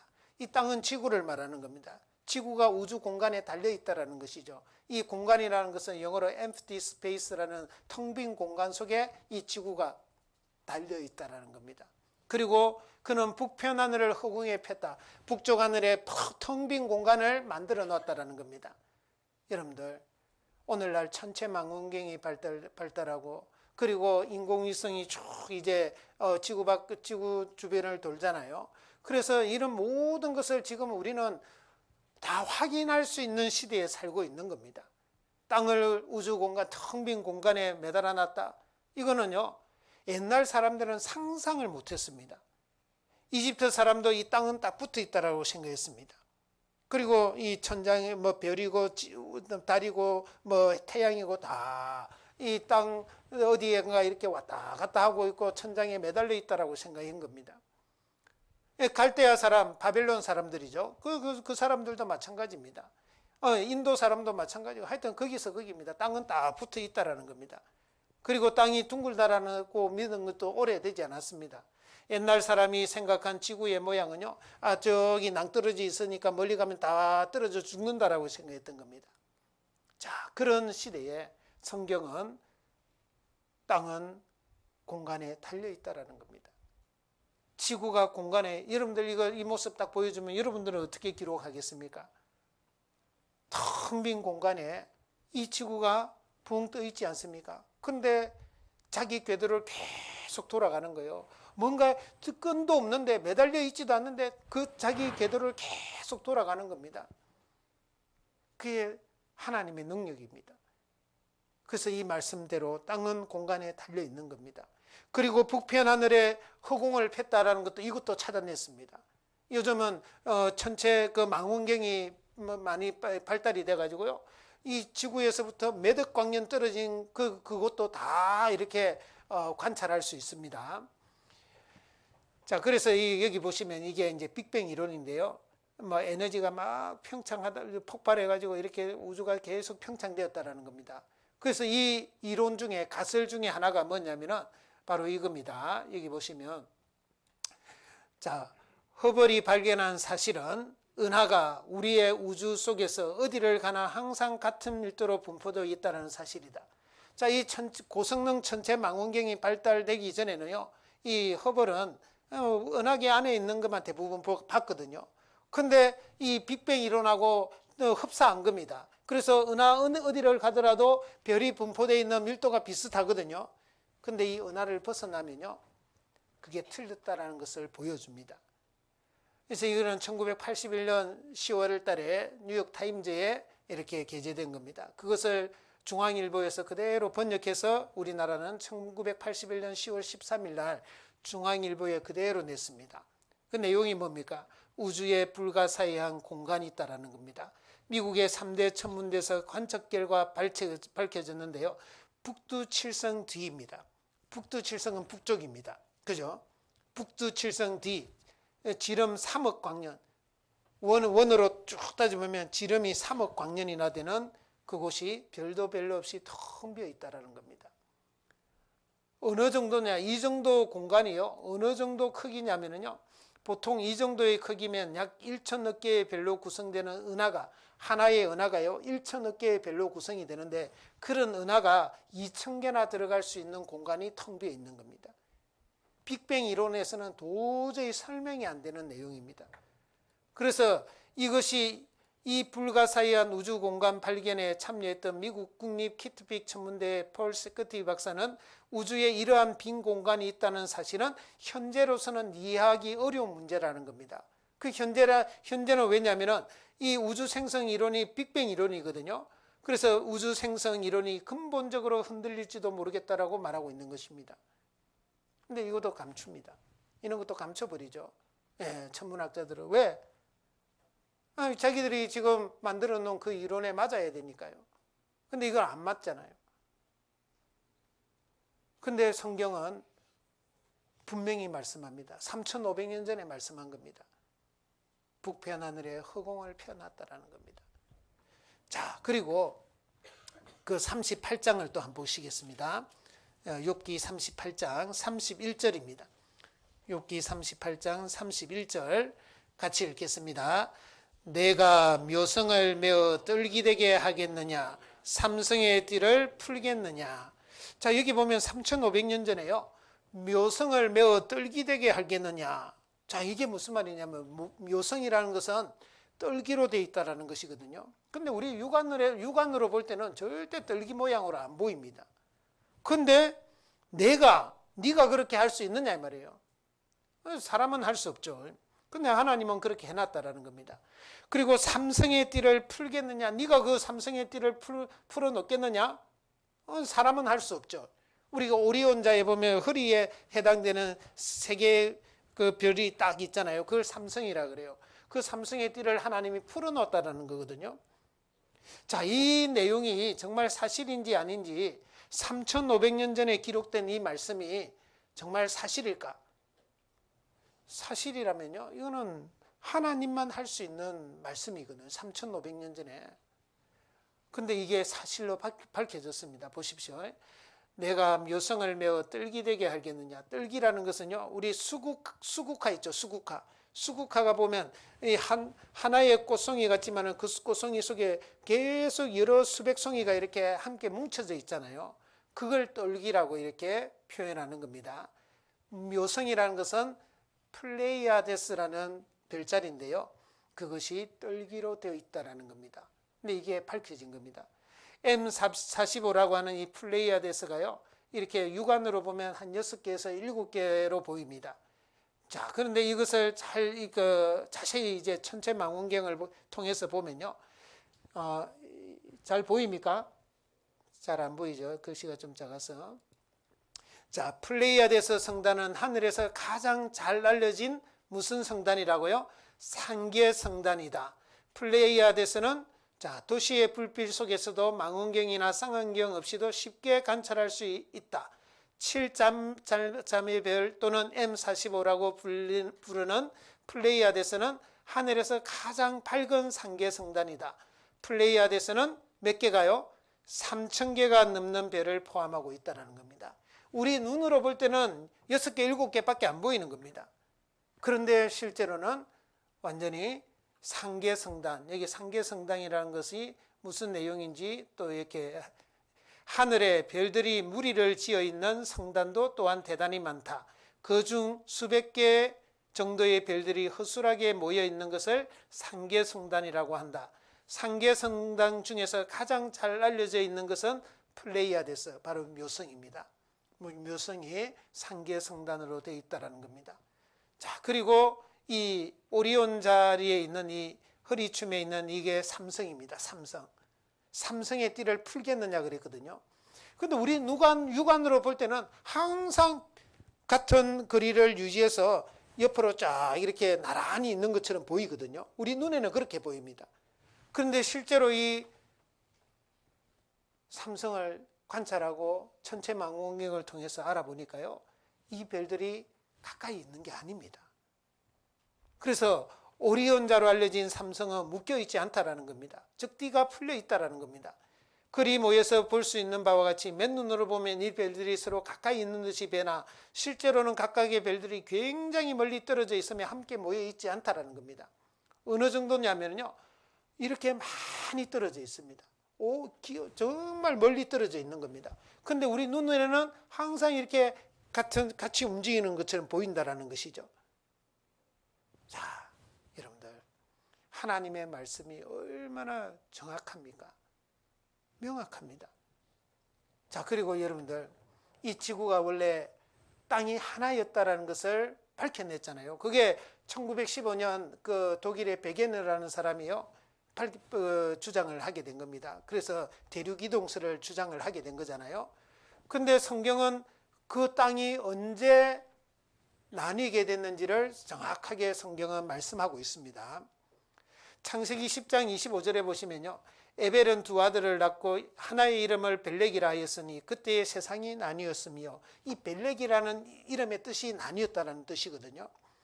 자, 벨렉의 아우의 이름은 욕단이며, 근데 이것을 역대상 1장 19절에는 이렇게 더 구체적으로 이야기하고 있습니다. 에벨은 두 아들을 낳아 하나의 이름을 벨렉이라 하였으니 이는 그때에 뭐가 나뉘었다고요? 땅이 나뉘었으며. 예, 그때 대륙이 갈라져서 완전히 지금처럼요, 5대양 6대주를 이루는 그 시작이 이때다 이 말이에요. 벨렉 때다 이 말이에요. 성경은 우리에게 그런 내용을 정확하게 가르쳐 줍니다. 그래서 이것이 대륙이 천천히 이동하고 있다는 것을 알게 된 거죠. 그것을 1915년도에 베게너가 그것을 주장하고 그걸 결국은 채택하게 된 겁니다. 지금은 이제 그것을 기정사실로 다 받아들이고 있죠. 그죠? 근데 성경은 3,500년 전에 이 사실을 우리에게 알려주고 있다는 겁니다.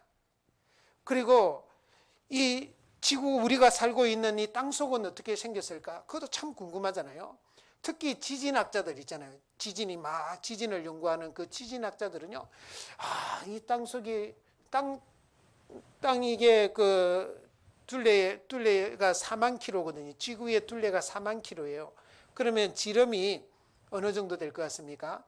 12,700킬로 정도 됩니다. 12,700킬로 정도 되거든요. 그러면 이 중심 온도가 중심이 6,350km 정도 되잖아요. 어마어마하게 깊습니다. 6,350km까지 어떻게 파고 들어가겠습니까? 무슨 기계가 있어서 그걸 파낼 수 있겠습니까? 팔 수 없습니다. 그래서 지진학자들이 연구를 거듭 하다가 알게 된 게 지진파라는 것이 이 지구 내면에 흐르고 있습니다. 그 지진파를 가지고 지구 내부 구조를 파악해낸 겁니다. 그 파악해내는데 어느 정도 시간이 걸렸냐면은 1905년도에 멘틀층이 있다는 것을 알아냈습니다. 1905년도에 모로 비치치라는 그 사람이요, 그 지진학자입니다. 그 1905년도에 알았습니다. 그리고 멘틀층 바로 아래쪽으로 가면 지구의 외핵이 있거든요. 그것은 1930년에 구텐베르크라는 또 지진학자가 알아냅니다. 그리고 그 6년 후에요, 레만이라는 또 지진학자가 지구 중심에 지구의 내핵이 있다는 것을 알아낸 겁니다. 그러면 1936년에 이 지구의 내부를 다 알아낸 거죠. 어떻게, 그래서 이 지구가 어떻게, 어떤 원리로 지금 막 운행되고 있는지도 알아낸 겁니다. 근데 성경은 3,500년 전에 이렇게 말씀합니다. 28장입니다. 28장, 욥기 28장. 욥기 28장 5절입니다. 욥기 28장 5절 같이 읽겠습니다. 지면은 식물을 내나 지하는 불로 뒤집는 것 같고. 자, 이 지구의 표면은 식물이 자라죠. 그죠? 꽃도 자라고, 물론 이 식물은 이제 채소나 야채나 곡식을 말하는 겁니다. 식물이 잘 자라잖아요. 그런데 지하는, 땅속은 이 말이에요. 이 땅속은 불로 뒤집는 것 같이 되어 있다는 겁니다. 이게 3,500년 전의 기록입니다. 그런데 지진학자들이 그렇게 연구해서 딱 밝혀낸 그 땅속이요, 실제로 이렇게 되어 있는 겁니다. 지하는 불로 뒤집는 것 같이 되어 있는 겁니다. 한번 보시기 바랍니다. 지구 내부는 어떻게 생겼을까? 지진파로 구조를 알아냈습니다. 그래서 여기에 지구에 보면 크게 4개의 층으로 되어 있다는 거죠. 제일 위에, 제일 바깥쪽이 지구의 지각이라고 합니다. 지각. 그리고 그 다음이 멘틀, 약 2,900km까지는 멘틀층입니다. 그 멘틀층이 서로 이렇게 부딪혀서 생기는 게 지진입니다. 쿵쿵 부딪히면요, 지진이 발생합니다. 자, 근데 그 아래까지는 불이 없어요. 거기까지는. 근데 그 밑으로는 약 3,000km 밑으로 들어가면요, 지구의 외핵이 나옵니다. 근데 액체로 된 불덩어리예요. 그걸 알아낸 겁니다. 그리고 지구 중심에는 이제 쇳덩어리로 된 내핵이 있습니다. 근데 놀라운 것은요, 이 지구의 내핵이요, 베어링처럼 계속 돌아가는 겁니다.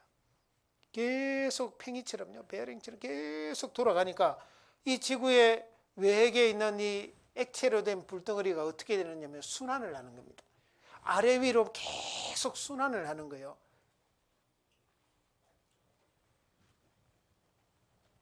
(28장 5절) 다시 한번 보겠습니다. 같이 읽겠습니다.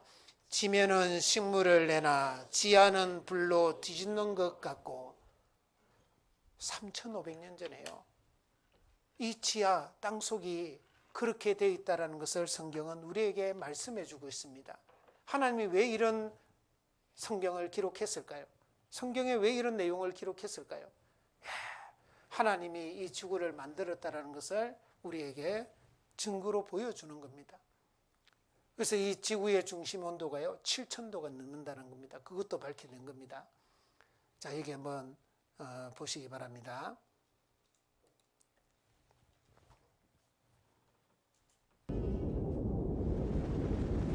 가상의 지구를 들여다보면 이것이 바로 지구순환 시스템이다. 지구순환 시스템. 지하는 불로 뒤집는 것 같고. 너무 정확하지 않습니까? 3,500년 전의 기록인데, 이 과학이 발달하고 이제 정말 현대 그런 어떤 기술이 발달되어서 밝혀낸 이런 내용들이 어떻게 성경은 그 오래 전에 그걸 정확하게 기록하고 있느냐라는 겁니다. 우리는 그것을 보면 이 성경이 정말 하나님의 말씀이구나 라는 것을 우리가 믿어야 된단 말입니다. 믿을 수 있도록 그런 증거를 보여주시는 거예요. 다시 욥기 36장을 또 봅니다. 욥기 36장, 또 하나님이 아주 중요한 또 말씀을 기록해 두셨는데요. 욥기 36장 30절 31절입니다. 30절 31절 같이 읽겠습니다.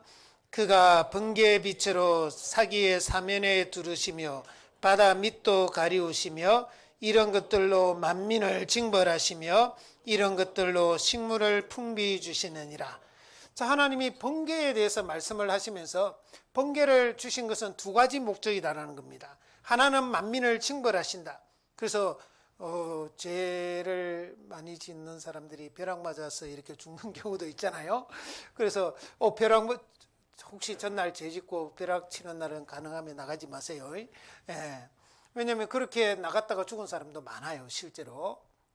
옛날에는 더더욱 많았어요. 옛날에는 피뢰침이 없어가지고요, 그냥 막 우산 들고 나가다가 막 맞아서 죽기도 하고요. 그래서 제 어릴 때는 어머니가 항상 비 올 때, 번개 칠 때 조심하라고 그렇게 신신당부를 했어요. 벼락 치고 이러면요, 무조건 하여튼 바위 사이에 숨으라 그랬어요. 절대 움직이지 말고 무조건 숨으라 그랬어요. 왜냐하면 그때만 해도 이 우산이 지금처럼 플라스틱으로 되어 있는 게 아니라 완전히 쇠로 되어 있어서 바로 감전되거든요. 무섭잖아요. 번개는 그래서 우르릉 쾅쾅 칠 때요, 번쩍번쩍 할 때 사람들이 두려워합니다. 이 만민을 징벌하시기도 하기 때문에. 그런데 이 번개를 주신 또 다른 목적이 뭐냐면은 이런 것들로 번개 빛으로 이 말이에요, 식물을 풍부히 주시느니라. 우리가 먹는 이렇게 채소나 야채나 곡식 있잖아요. 이 또 다른 또 식물들도 다 물론 포함합니다. 근데 정말 그런 식물들, 그 어떤 야채나 채소나 곡식들이 잘 자라도록, 풍성하게 자라도록 하는 것이 번개가 하는 거다라고 성경은 말씀하는 겁니다. 그동안은 여러분들이 우리가 이렇게 마시는 공기에 78%가 질소잖아요. 그 다음에 21%가 산소고 기타 1% 이렇게 됩니다. 근데 왜 공기에 이렇게 질소가 많을까요? 산소가 많으면 더 좋을 것 같잖아요. 그러면 산소가 많으면 좋다고 생각하는 사람은 비과학적인 생각입니다. 산소가요 30%만 넘으면 여러분들 빗질하다가 이렇게 한 번씩 정전기 발생하잖아요. 옷 입다가 또 정전기 발생하잖아요. 그러면 그게 불 붙어버립니다. 산소가 30%만 돼도 불이 붙어버린다니까요. 못 삽니다. 그러면 작아지면 15% 정도로 작아지면 성냥불을 아무리 켜도 불이 안 붙습니다. 그래서 21% 아주 적당하게 구성되어 있는 겁니다. 근데 왜 질소가 많을까? 과학자들은 의아하게 생각하는 겁니다. 근데 어떤 미국의 대기학자 푸드 프란즈 블라즈라는 그 사람이요, 이 번개를 연구하다가 알아냈습니다. 번개가 생명체의 최대 질소원이라는 걸 알아낸 거예요. 여러분들 생명체가 살아가는 데 있어서 산소가 없으면 못 살잖아요. 근데 질소가 없으면요, 우리는 아예 생명체 자체를 못 만들어냅니다. 우리 몸을 만들어내지를 못합니다. 그런데 그 질소는 식물도 만들지 못하고 동물도 스스로 못 만듭니다. 그러면 식물과 동물은 이 질소를 어디서 공급받는 것일까요? 그래서 과학자들이 그동안 막 연구해서 알아낸 게, 콩가 식물에 기생하는 뿌리옥 박테리아가 식물들에게 질소를 공급한다라고, 그렇게 우리도 과학에 배웠잖아요. 근데 아무리 조사해봐도 그 양이 얼마 안 되는 거예요. 이 지구상에 생명체가 얼마나 많아요. 식물도 얼마나 많아요. 근데 그거 공급하기에는 턱없이 부족한 겁니다. 그래서 번개를 연구하다가 알아낸 겁니다.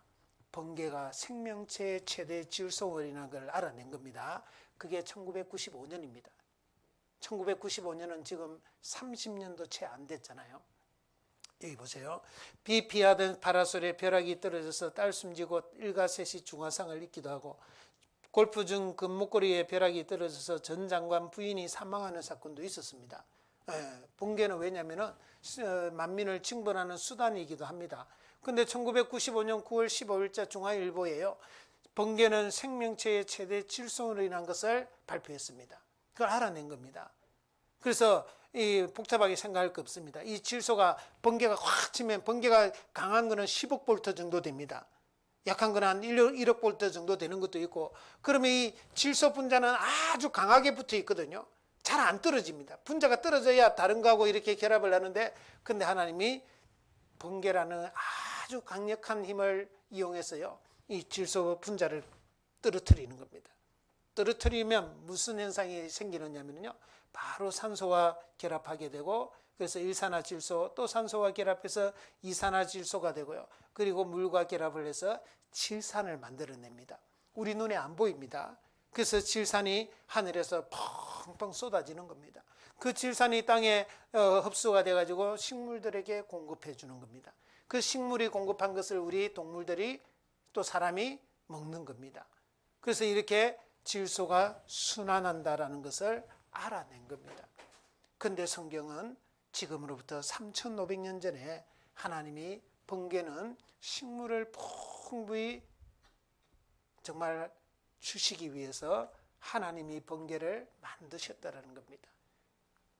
여러분들, 성경은 태초에 하나님이 천지를 창조하시니라, 그 창조한 증거를 다 보여주는 겁니다. 그리고 여러분들, 하나님이 만든 최고의 글작품이 무엇인 줄 아십니까? 바로 사람입니다. 저와 여러분입니다. 하나님의 최고의 글작품은 사람이라니까요. 이 사람은 아주 오묘하게 복잡하게 되어 있습니다. 그리고 사람만이 이 말을, 서로 대화를 하는 겁니다. 사람만이 언어라는 이 문자라는 것을 개발해내고요, 사람은 이 짐승들하고 완전히 다릅니다. 자, 시편 139편 13절 14절 말씀인데요, 같이 한번 읽겠습니다. 주께서 내 장부를 지으시며 나의 모태에서 나를 조직하셨나이다.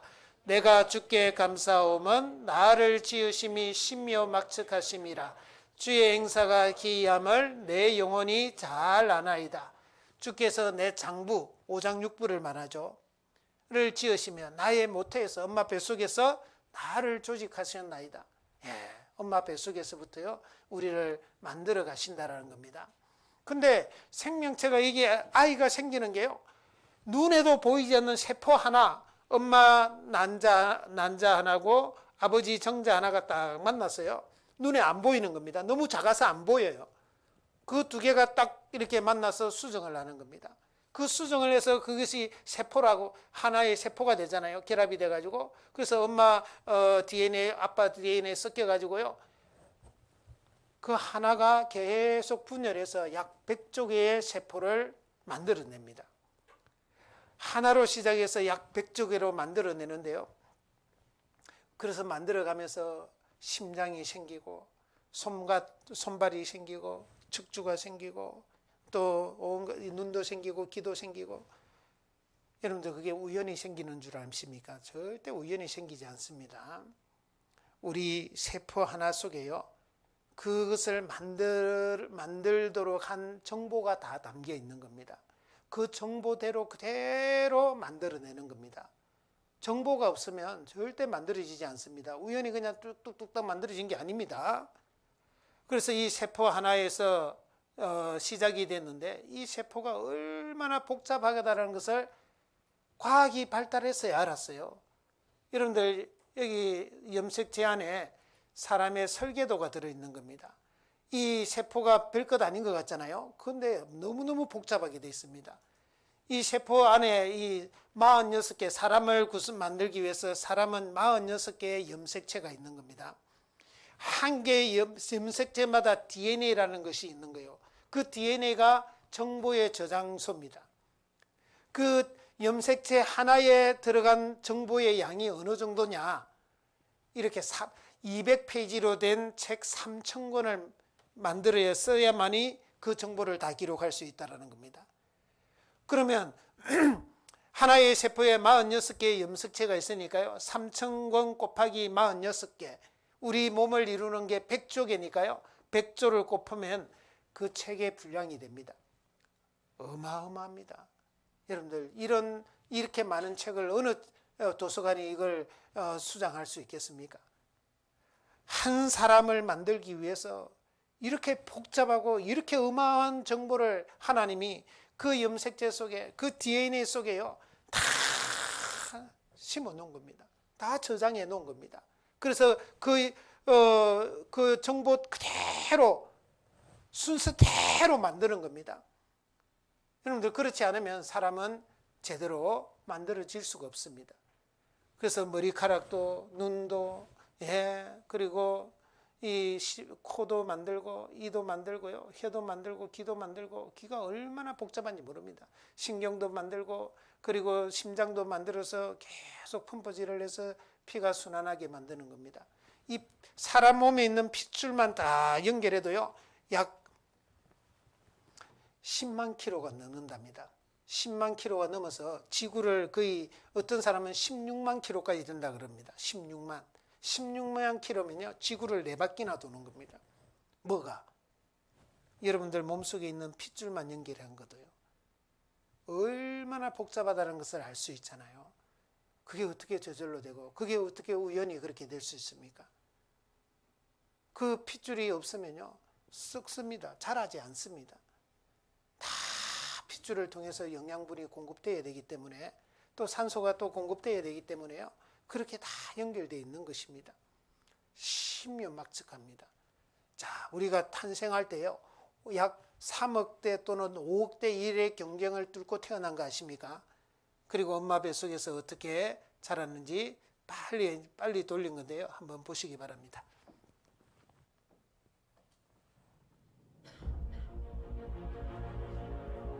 여러분들 나이 전으로 돌아가면 됩니다.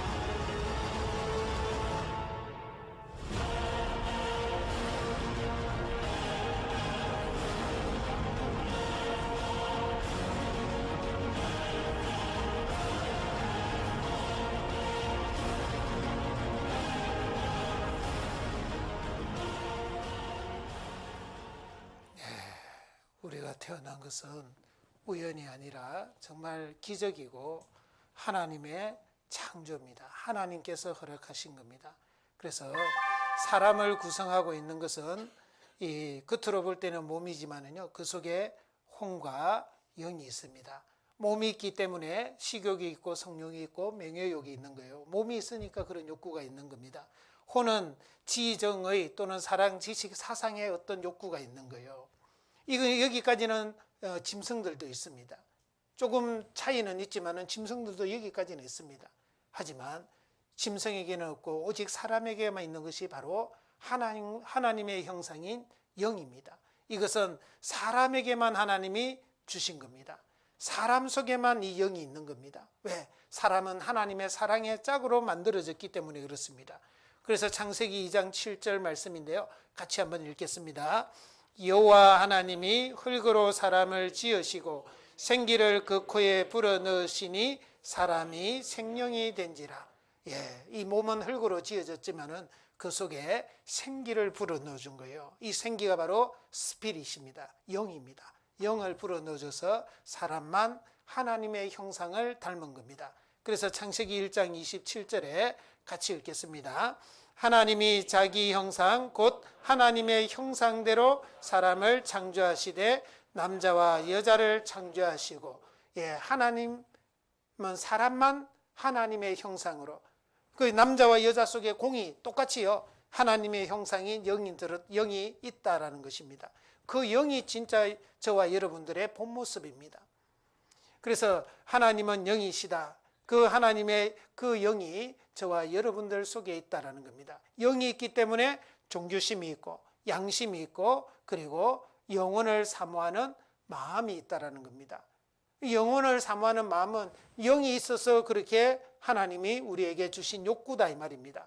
그래서 전도서 3장 11절 말씀 같이 한번 읽겠습니다. 하나님이 모든 것을 지으시되 때를 따라 아름답게 하셨고 또 사람에게 영혼을 사모하는 마음을 주셨느니라. 그러나 하나님의 하시는 일의 시종을 사람으로 측량할 수 없게 하셨도다. 사람에게는 무슨 마음을 주셨다고요? 영혼을 사모하는 마음을 주신 겁니다. 그래서 사람만이 바로 이 영이 있다는 것을 우리는 꼭 기억해야 됩니다. 그래서 사람이 이렇게 살다가 죽으면 영혼과 몸이 이렇게 완전히 나뉘어지게 되는 겁니다. 그래서 나의 이 가죽 이것이 썩은 후에 내가 육체 밖에서 하나님을 보게 되는 것입니다. 그래서 우리가 오늘 정말 여기까지 이제 딱 2시간 됐기 때문에요. 제가 좀 마무리를 하려고 합니다. 정말 성경은 하나님에 대해서 말씀합니다. 그래서 성경은 하나님의 책입니다. 하나님에 관한 책입니다. 하나님에 대해서 하나님은 우리 눈에 보이지는 않습니다. 영이시기 때문에. 하지만 성경은 우리에게 하나님이 계시다라는 많은 증거를 보여줍니다. 창조의 증거, 태초에 하나님이 천지를 창조하셨다라는 증거를 오늘 여러분들 다 볼 수는 없습니다. 하지만 몇 가지를 보면서 성경에 어떻게 이런 내용이 기록이 되지 아마 정말 신기하게 또 놀라울 겁니다. 그것은 바로 이 성경이 하나님의 말씀이기 때문에 하나님이 살아계시기 때문에 우리는 그런 것을 확인할 수 있는 것입니다. 내일도 또 중요한 말씀을 드릴 겁니다. 그래서 빠지지 마시고요. 이번에 끝까지 한번 배워보시면 좋겠습니다. 같이 기도하겠습니다. 하나님 감사합니다. 오늘 이 하나님의 말씀을 배울 수 있도록 시간을 주시고 또 마음을 주시고 여건을 허락해 주신 것 감사합니다. 오늘 배운 말씀이 그냥 귀점만 두드리는 것이 아니라 정말 마음에 깊이 새겨서 하나님이 살아계시다라는 것을 알게 해주시고 또 이 성경을 배우고자 하는 그 간절한 마음을 일깨워 주시기를 간구드립니다. 내일도 함께 할 수 있도록 도와주시옵소서. 우리를 사랑하시는 예수님의 이름으로 기도드렸습니다. 아멘.